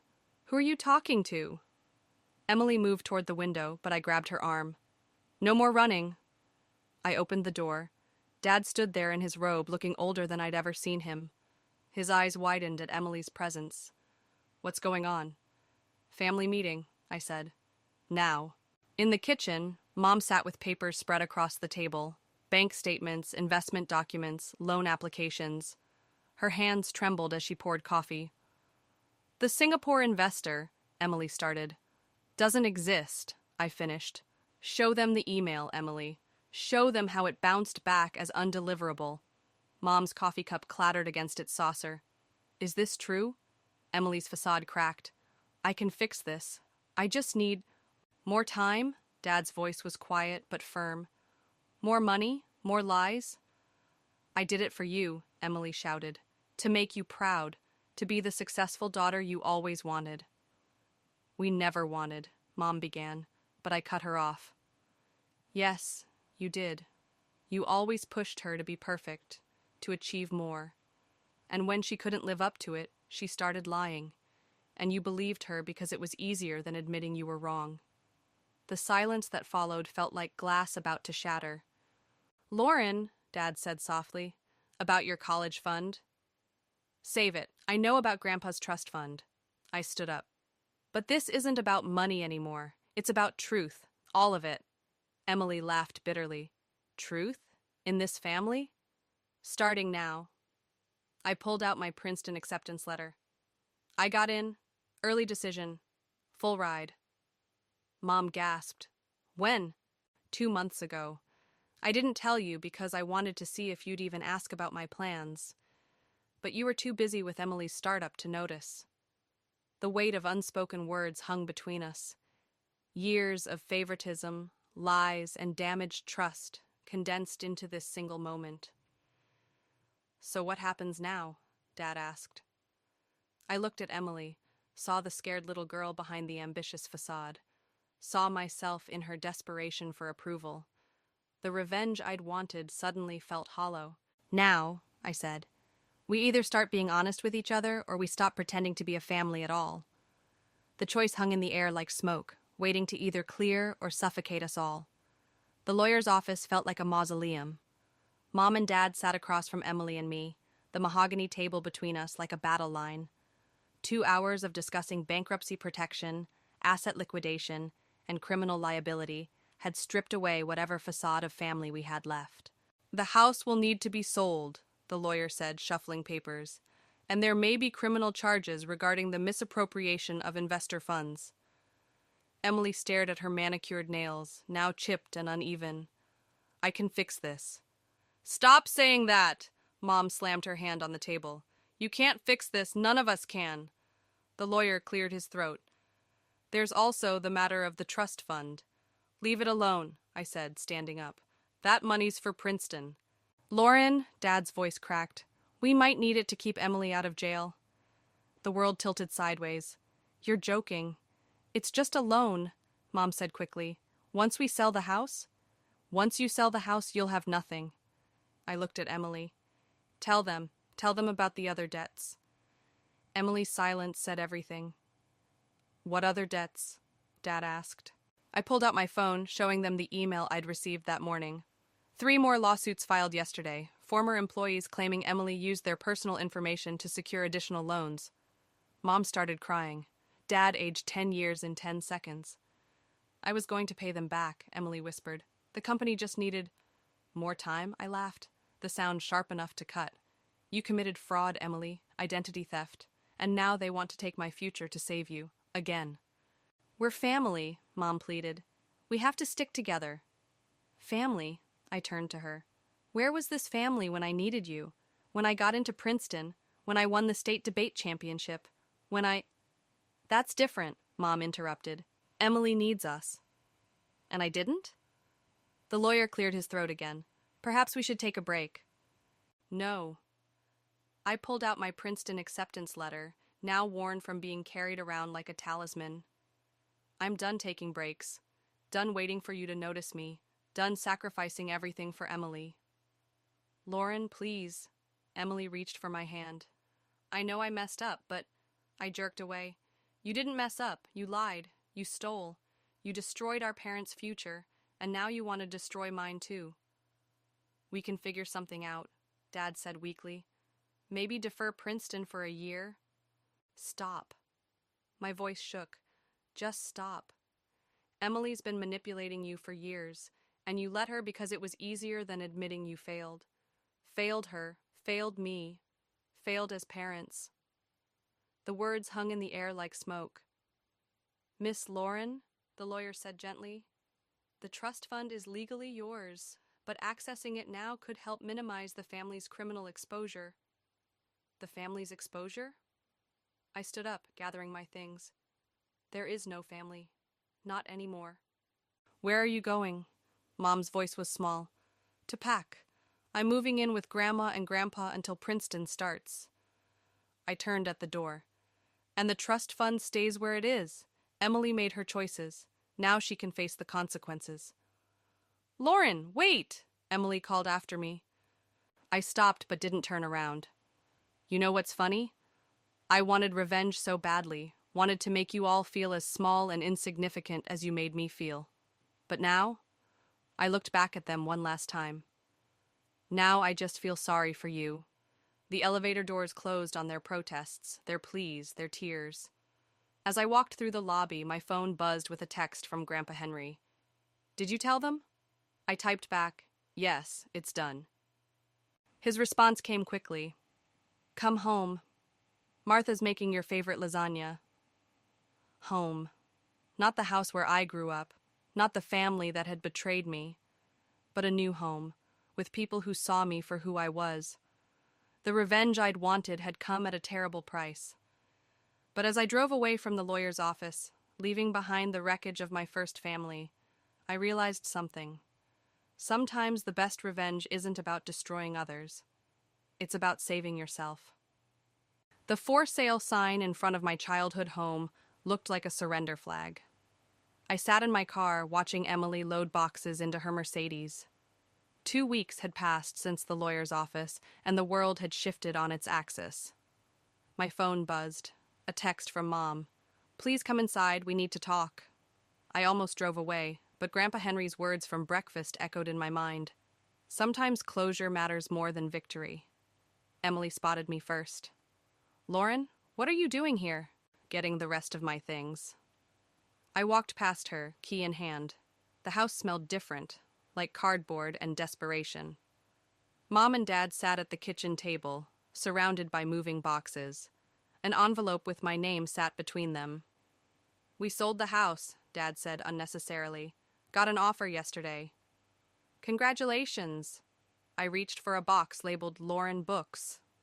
Wait. Mom pushed the envelope forward. This is for you. Inside was a check, a large one. What is this? The house sold for more than we expected, Dad explained. Enough to cover most of Emily's legal fees and, well, we wanted you to have your share. My share? I laughed. Now you want to be fair? Lauren? Emily appeared in the doorway. Don't. I turned back to our parents. Keep your money. I don't want it. Please, Mom's voice cracked. We're trying to make things right. Right? The word tasted bitter. Emily commits fraud, destroys your retirement, and nearly ruins my future. But you still tried to take my trust fund to save her. That's not something you can fix with a check. I'm going to jail, Emily said quietly. The room went still. What? 6 months. She wouldn't meet my eyes. Part of a plea deal. The judge, he made an example of me. Something tight in my chest uncoiled. Not satisfaction exactly. Something more complicated. Good. Lauren! Mom gasped. No, she's right. Emily stepped forward. I deserved it. All of it. But before I go, I need you to know something. She pulled out her phone, showing me an email. I got this yesterday, from Princeton. I snatched the phone. The email was from the Dean of Admissions, responding to Emily's confession about trying to sabotage my acceptance by claiming I'd cheated on my SATs. You did what? I was desperate, Emily whispered. But they didn't believe me. They checked everything, and they said your application was one of the strongest they'd ever seen, that you earned your place. The room spun.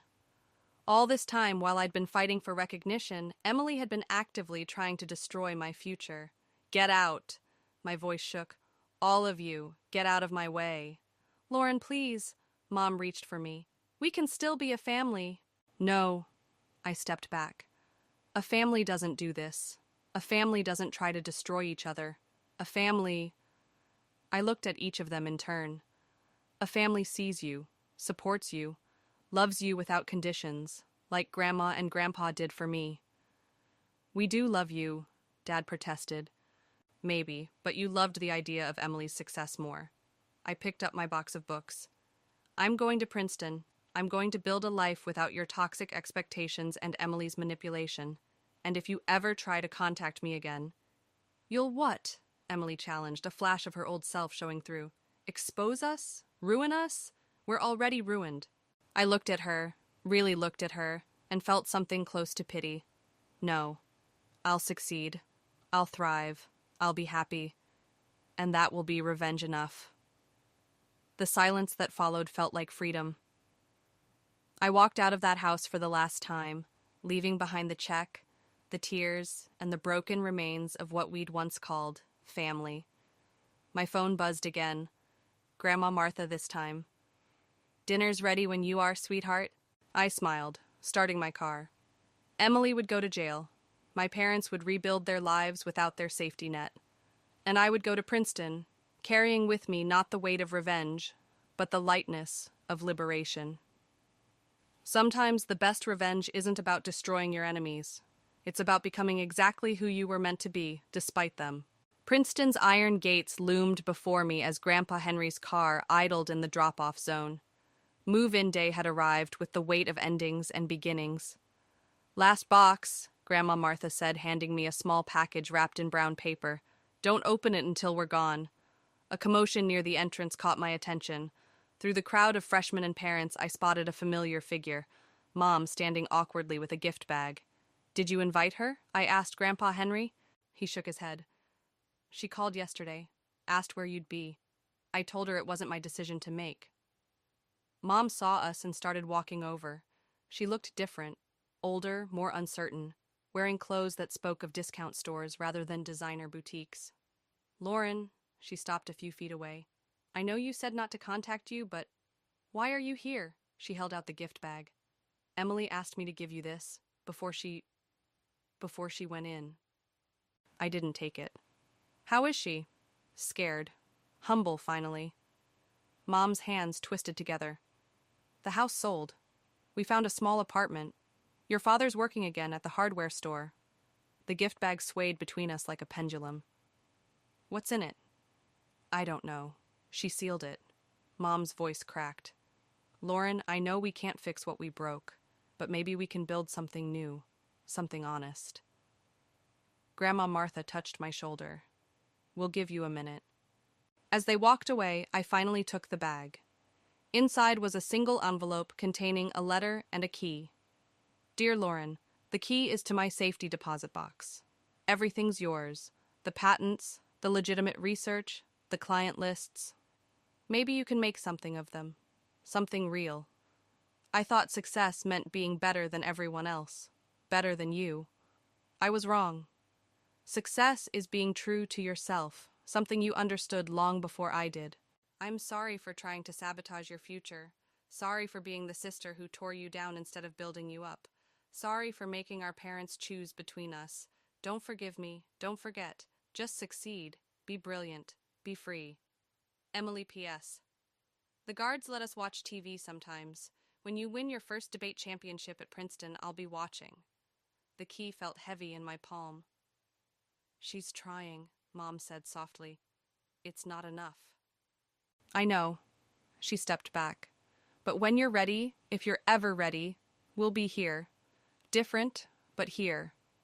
I tucked the letter and key into my pocket. "I have to go. My roommate's waiting." "Of course." Mom turned to leave, then stopped. "Lauren, I'm proud of you. Not for your achievements or Princeton or any of that. For your strength. For knowing your worth when we forgot it. The words I'd always wanted to hear, arriving too late to matter. Or maybe arriving exactly when they should." I watched her walk away, then opened Grandma's package. Inside was a small garden trowel, the one I'd used that day in their garden when everything started unraveling. A note fell out. "For planting new roots. Love, Grandma and Grandpa." My phone buzzed with a text from my roommate. "Where are you? Room's half empty without you." I looked back at Mom's retreating figure, then at the trowel in my hand. The urge to call her back, to try fixing what was broken, rose up like a tide. But some things, once broken, shouldn't be fixed. They should be rebuilt, differently, better. I walked through Princeton's gates alone, carrying Emily's key, Grandma's trowel, and the weight of choices made and unmade. The revenge I'd sought had transformed into something else. Not forgiveness, exactly, but understanding. Understanding that sometimes the greatest victory isn't in destroying what hurt you, but in growing beyond the need for destruction. My roommate waved from our window. Ahead lay 4 years of possibilities, unmarked by my family's expectations or Emily's shadow. I stepped forward, leaving the gift bag behind, but taking with me the key to something new. Not redemption. I wasn't ready for that. But possibility. Sometimes that's enough. This story is titled, My Daughter Said I Wasn't Supportive and Banned Me from Her Wedding. So I froze my cards, and now she's in debt. Hey everyone! If you're enjoying these stories and want to support the channel, don't forget to hit that subscribe button. It helps me bring you even more awesome content like this. Now let's start the video. OP starts by saying, I never thought I'd be in this position. I worked so hard to give my daughter, Claire, the life she deserved after everything fell apart when her mom and I divorced. She was 12 when Stephanie and I split up, and even though it wasn't an ugly divorce, it was still hard on Claire. Stephanie remarried within a year and had 3 more kids in quick succession, first a baby girl and then twin boys. While Stephanie moved on to a new chapter of her life, Claire was left feeling like she didn't belong anywhere. At first, I didn't see it for what it was. I thought maybe Claire just needed time to adjust to the changes. But as time went on, it became clear that she felt pushed aside, like she'd been replaced in her mother's life. To make things worse, Stephanie wasn't exactly subtle about her priorities. Most of her attention went to the new kids, and Claire was often left to fend for herself emotionally. I knew I had to step up. I made it my mission to be Claire's rock.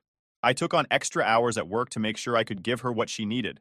I showed up to every game, every parent-teacher meeting, and every little milestone. I was determined to be the constant in her life, the one person she could always rely on. I thought I was doing everything right, but looking back now, I wonder if I overdid it. Maybe I protected her too much, gave her too much, and never let her learn how to stand on her own 2 feet. Things started to unravel when Claire decided to take a 2-year break from high school. She said she needed time to figure herself out. I wasn't thrilled about the idea, but I wanted to support her. Not every kid follows the same timeline, right? Some kids take longer to find their path, and that's okay. Or at least that's what I told myself. But what started as a break to find herself quickly turned into a free pass to do nothing. Instead of focusing on her sports or exploring new interests, Claire spent her days watching TV, scrolling through her phone, and hanging out with friends I didn't trust. These weren't the type of friends who'd encourage her to grow or push her to do better. They were aimless, just like she was becoming. I tried talking to her about it, but every conversation ended in an argument. If I so much as hinted that she needed to get her act together, she'd explode, accusing me of not understanding her or not supporting her. It felt like I was walking on eggshells every day, trying to balance being supportive while also trying to steer her in the right direction. The breaking point came one night when she tried to sneak out after I'd gone to bed. I caught her climbing out her bedroom window, and when I confronted her, she screamed at me like I was the villain in her story. She didn't see that I was trying to protect her. She only saw me as the obstacle in her way. That night, I sat down and really thought about where I'd gone wrong. Had I been too lenient? Had I given her too much freedom? Or was it something else entirely? Something I couldn't control, like the impact of the divorce or her feeling abandoned by her mom? Desperate to help her, I turned to therapy. Claire started seeing a therapist, and for a while I thought it was helping. She seemed calmer, more willing to talk about her feelings. But then she'd quit therapy as soon as it started getting uncomfortable. This cycle went on for years. Therapy, quitting, acting out, and then therapy again. I tried everything else I could think of too. Late night talks, family trips, even bribes. I bought her the latest gadgets, thinking they might motivate her to focus on school or sports. I took her on vacations, hoping a change of scenery might reset her mindset. Nothing worked. Finally, after 2 long years, Claire agreed to go back to school. I was relieved. No, I was overjoyed. I thought we'd finally turned a corner. I thought she was ready to take her life seriously and start building a future for herself. For a brief moment, I felt like all the stress and heartache of the past 2 years had been worth it. But that relief didn't last long. Not even 6 months after returning to school, Claire met Jake. Jake was 26, a delivery guy for his parents' bakery. He'd dropped out of high school in the 9th grade and had been coasting through life ever since. His idea of ambition was seeing where the road takes me. At first, I didn't want to judge him too harshly. Honest work is honest work, and not everyone's cut out for college. But as their relationship got more serious, I started to see the cracks in his facade. Jake wasn't just aimless, he was reckless. He'd been married once before when he was 21. That marriage lasted 6 months before he and his wife split up because it just wasn't working. It didn't take a genius to see that this guy wasn't ready for a serious commitment, let alone marriage. Claire, of course, saw none of this. To her, Jake was perfect. He was charming and funny, and he made her feel special in a way she hadn't felt in years. I wanted to be happy for her. I wanted to trust her judgment, but everything about their relationship set off alarm bells in my head. Then, out of nowhere, Claire announced they were getting married. It wasn't a discussion. It wasn't a request for advice. It was a statement of fact. She'd already set the date and started planning the wedding, all without telling me. When I tried to talk to her about it, she shut me down. "You're just jealous because I'm happy," she said. I didn't know what to say. How do you argue with someone who's blinded by love? How do you convince your child that they're making a mistake when they're convinced they know better? That night, I sat in the living room alone, staring at the walls, wondering where I'd gone wrong. I thought about all the sacrifices I'd made for Claire, all the times I'd put her needs above my own, and all the ways I'd tried to be the best father I could be. And now, here I was, watching her run headfirst into disaster, unable to stop her. It was the first time I realized that no matter how much you love your child, you can't protect them from their own choices. The day Claire announced she was getting married felt like a punch to the gut. She didn't sit me down or ask for advice. She just dropped the news casually over dinner, as if she was talking about what movie she wanted to watch. "Jake and I are getting married next month," she said, smiling like she'd just shared the best news in the world. For a second, I thought she was joking. "What do you mean married?" I asked, hoping I'd misheard her. "We're in love," she said, shrugging like it was no big deal.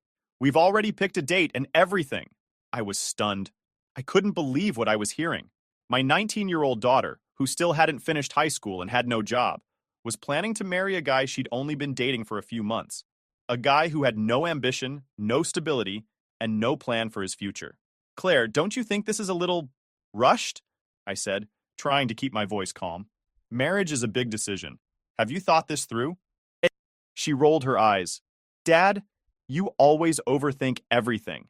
Jake and I are soulmates. We don't need your approval." That hit me like a ton of bricks. I'd always been the parent she could rely on, the one who supported her through everything.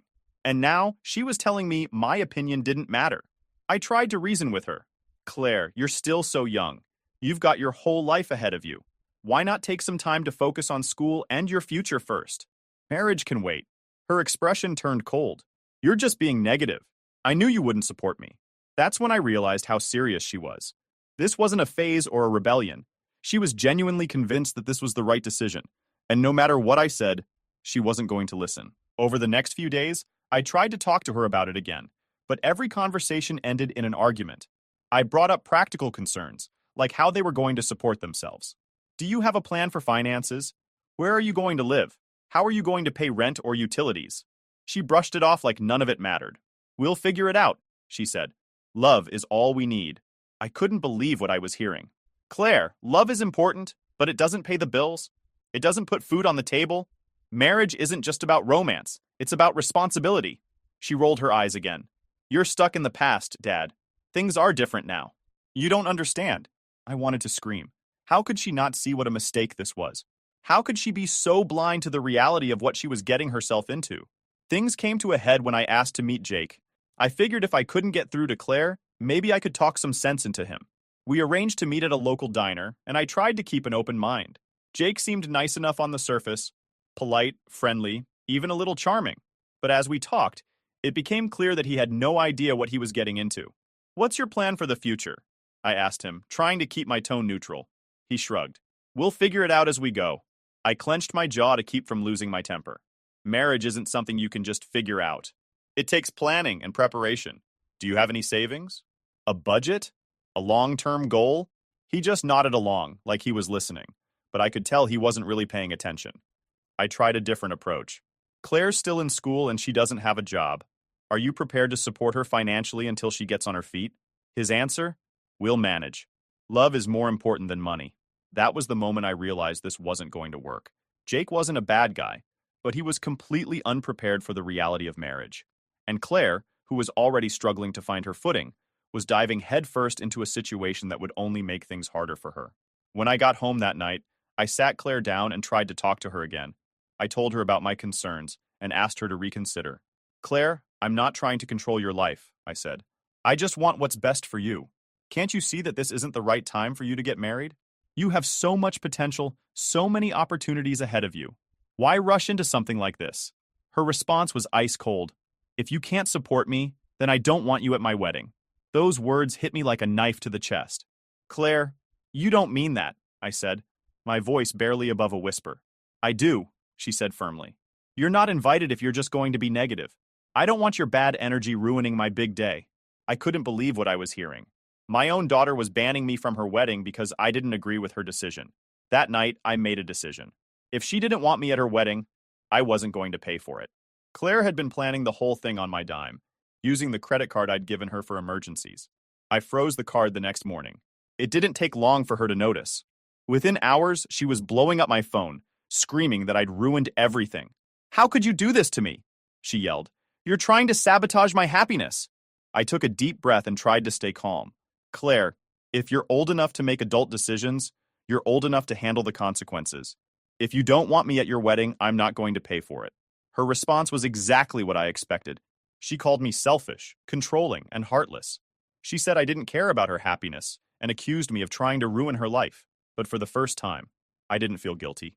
I loved Claire more than anything, but I couldn't keep enabling her bad decisions. If she wanted to act like an adult, she needed to learn what it meant to take responsibility for her actions. As much as it hurt, I knew I was doing the right thing. After freezing Claire's credit card, I knew things would only escalate. I didn't want it to come to this, but I wasn't about to bankroll a wedding I wasn't welcome at. That line was clear to me. If I wasn't invited, neither was my money. Claire didn't take it well. She stormed into the house that night, her face red with anger. How could you do this to me, Dad? She shouted as soon as she walked through the door. I stood my ground. Claire, I've supported you your entire life. I've been there for everything, even when you didn't want me to be. But I'm not going to fund a wedding I'm not allowed to attend. That's not how this works. You're just being selfish, she screamed. You don't care about my happiness. You just want control over my life. Her words stung, but I stayed calm. No, Claire, I care about your future. That's why I'm saying no. If you're old enough to make adult decisions, then you're old enough to deal with adult consequences. She stormed off to her room, slamming the door behind her. For the next few days, we barely spoke. She avoided me as much as possible, only coming out of her room to grab food or leave the house. The tension was suffocating, but I wasn't going to back down. I decided it was time to call for reinforcements. Claire had always been close to her grandmother, my mom, and I hoped she might have better luck talking some sense into her. My mom, Evelyn, is a no-nonsense woman in her 70s, who's never been afraid to speak her mind.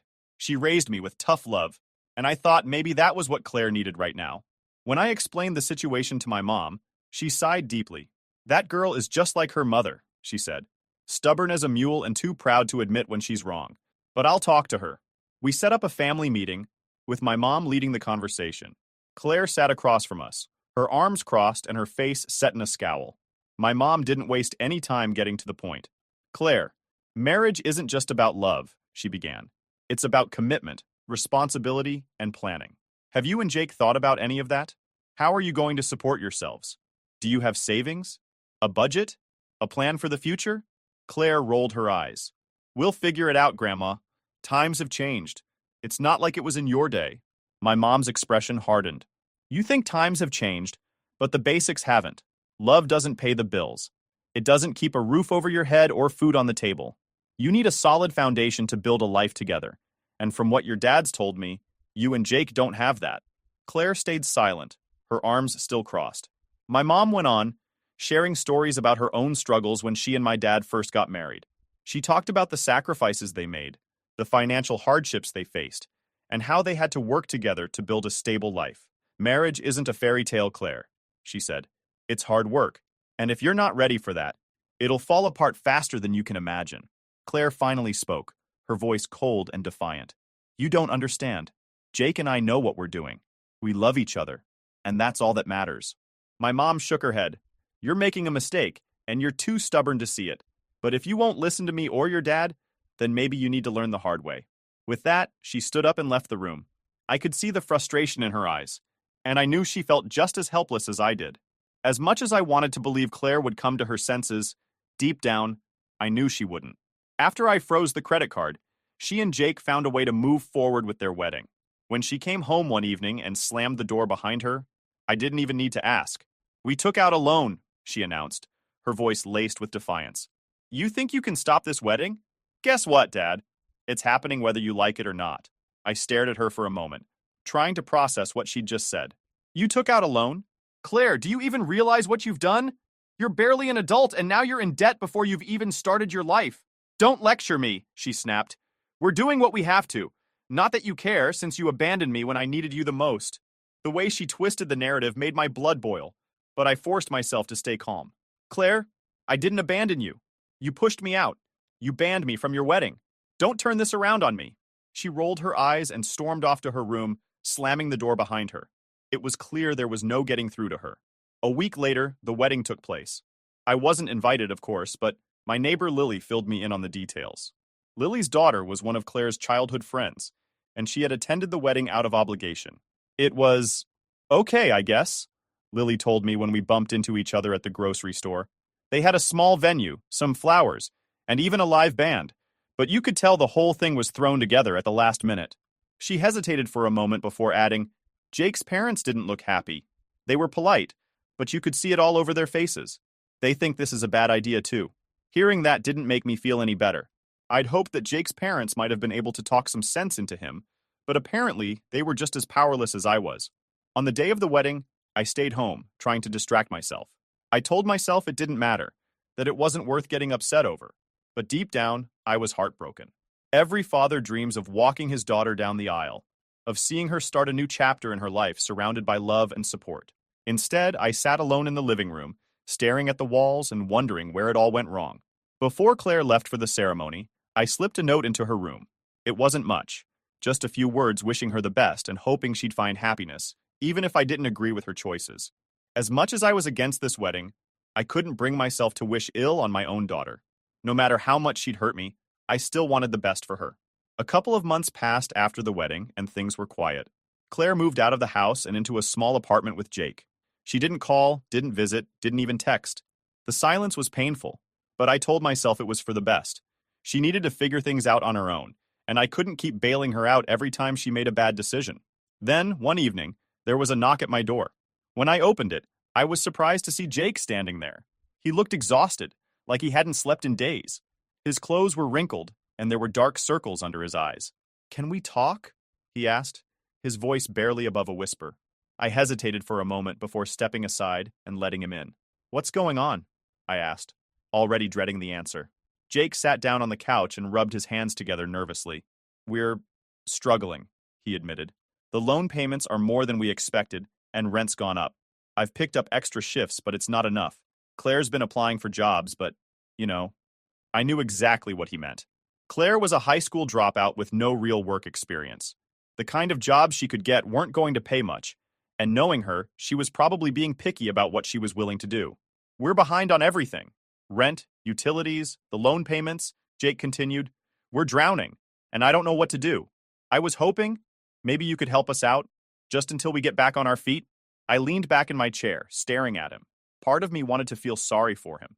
He looked like he was genuinely struggling, and I could tell he was desperate. But another part of me couldn't forget the arrogance he'd shown when I'd tried to talk to him before the wedding. "Jake," I said, my voice steady, "when you and Claire decided to get married, you told me that love was all you needed. That money didn't matter. Do you still believe that?" He looked down at his hands, avoiding my gaze. "I was wrong," he muttered. I nodded. "I'm sorry you're struggling, but I can't help you. This is your mess, and you need to figure out how to fix it." Jake looked like I'd just punched him in the gut. "You won't even help a little? Just enough to get us through this rough patch?" "No," I said firmly. "Claire made it very clear that she didn't want me involved in her life. If that's how she feels, then I'm respecting her wishes." He sat there for a moment, his shoulders slumped, before finally standing up. "I understand," he said quietly. "Thanks anyway." As he walked to the door, I felt a pang of guilt, but I reminded myself that this was the only way they'd learn. If I bailed them out now, they'd never take responsibility for their decisions. That night, Claire called me for the first time since the wedding. She was furious. "How could you turn Jake away like that?" she yelled. "He came to you in good faith and you humiliated him." I sighed, already exhausted from the conversation I knew was coming. "Claire, you're the one who wanted me out of your life. You can't expect me to step in now just because things aren't going the way you planned." "You're heartless," she screamed. "You don't care about me at all." I stayed calm. "I care about you more than you realize. That's why I'm letting you face the consequences of your actions." This is what adulthood looks like, Claire. It's not all romance and fairy tales. It's hard work, and it's responsibility. She hung up on me, and for the first time in years, I didn't feel guilty. Update 1 point. A few weeks after Jake showed up at my door and Claire called me in a rage, I thought the dust had settled. Claire wasn't speaking to me, and I didn't try to reach out to her either. I figured she needed space to figure things out, and I wasn't going to push. As much as it hurt to see her struggling, I knew she had to learn this lesson on her own. Then, late one night, my phone buzzed. It was a string of frantic texts from Claire. "Dad, are you awake? Please, I need to talk to you. I don't know what to do." I sat up in bed, my heart pounding. My first thought was that something had happened to Jake. Maybe an accident or an emergency. I called her immediately. "Claire, what's wrong?" I asked, trying to keep the panic out of my voice. There was a long pause on the other end, and when she finally spoke, her voice was shaking. "I think I might be pregnant." I froze. Out of all the things I'd expected her to say, this wasn't one of them. "Are you sure?" I asked. "No," she admitted. "But I'm late and I have a feeling." She was crying now, and I could hear the fear in her voice. "Dad, we can't handle this. We're already behind on rent and bills. How are we supposed to take care of a baby?" I wanted to say, "This is what you signed up for," but I couldn't bring myself to be that harsh. No matter how much Claire had hurt me, she was still my daughter, and she was scared. "Okay," I said gently. "The first step is to confirm it. I'll schedule a doctor's appointment for you tomorrow. Until then, take a deep breath and try not to panic." The next morning, I called a local clinic and set up an appointment for Claire.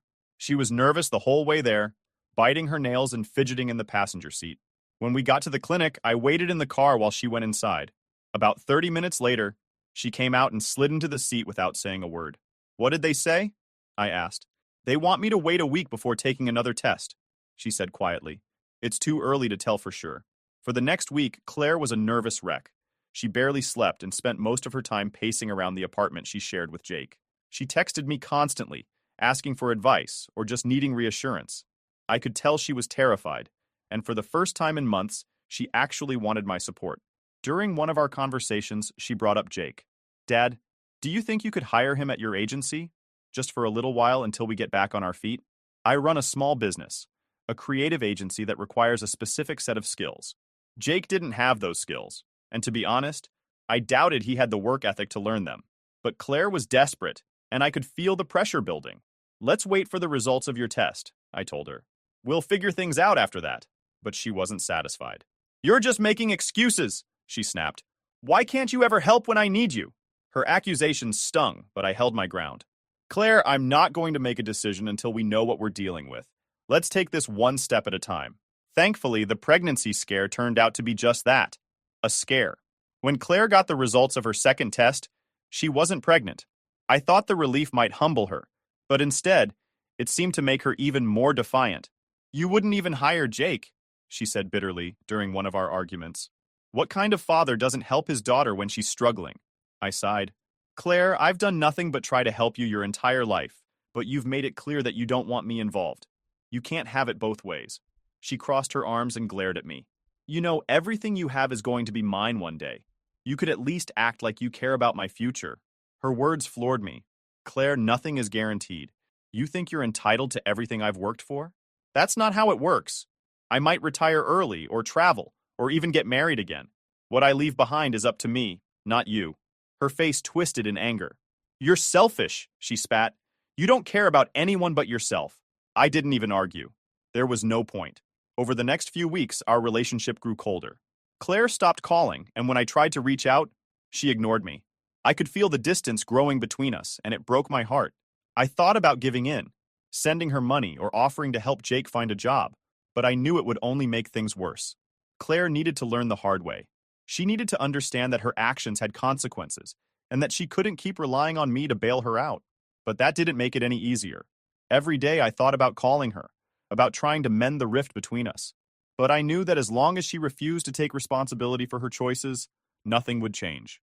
A few days ago, I got a call from my ex-wife, Stephanie. She was furious. "How could you let Claire struggle like this?" she demanded. "She's your daughter.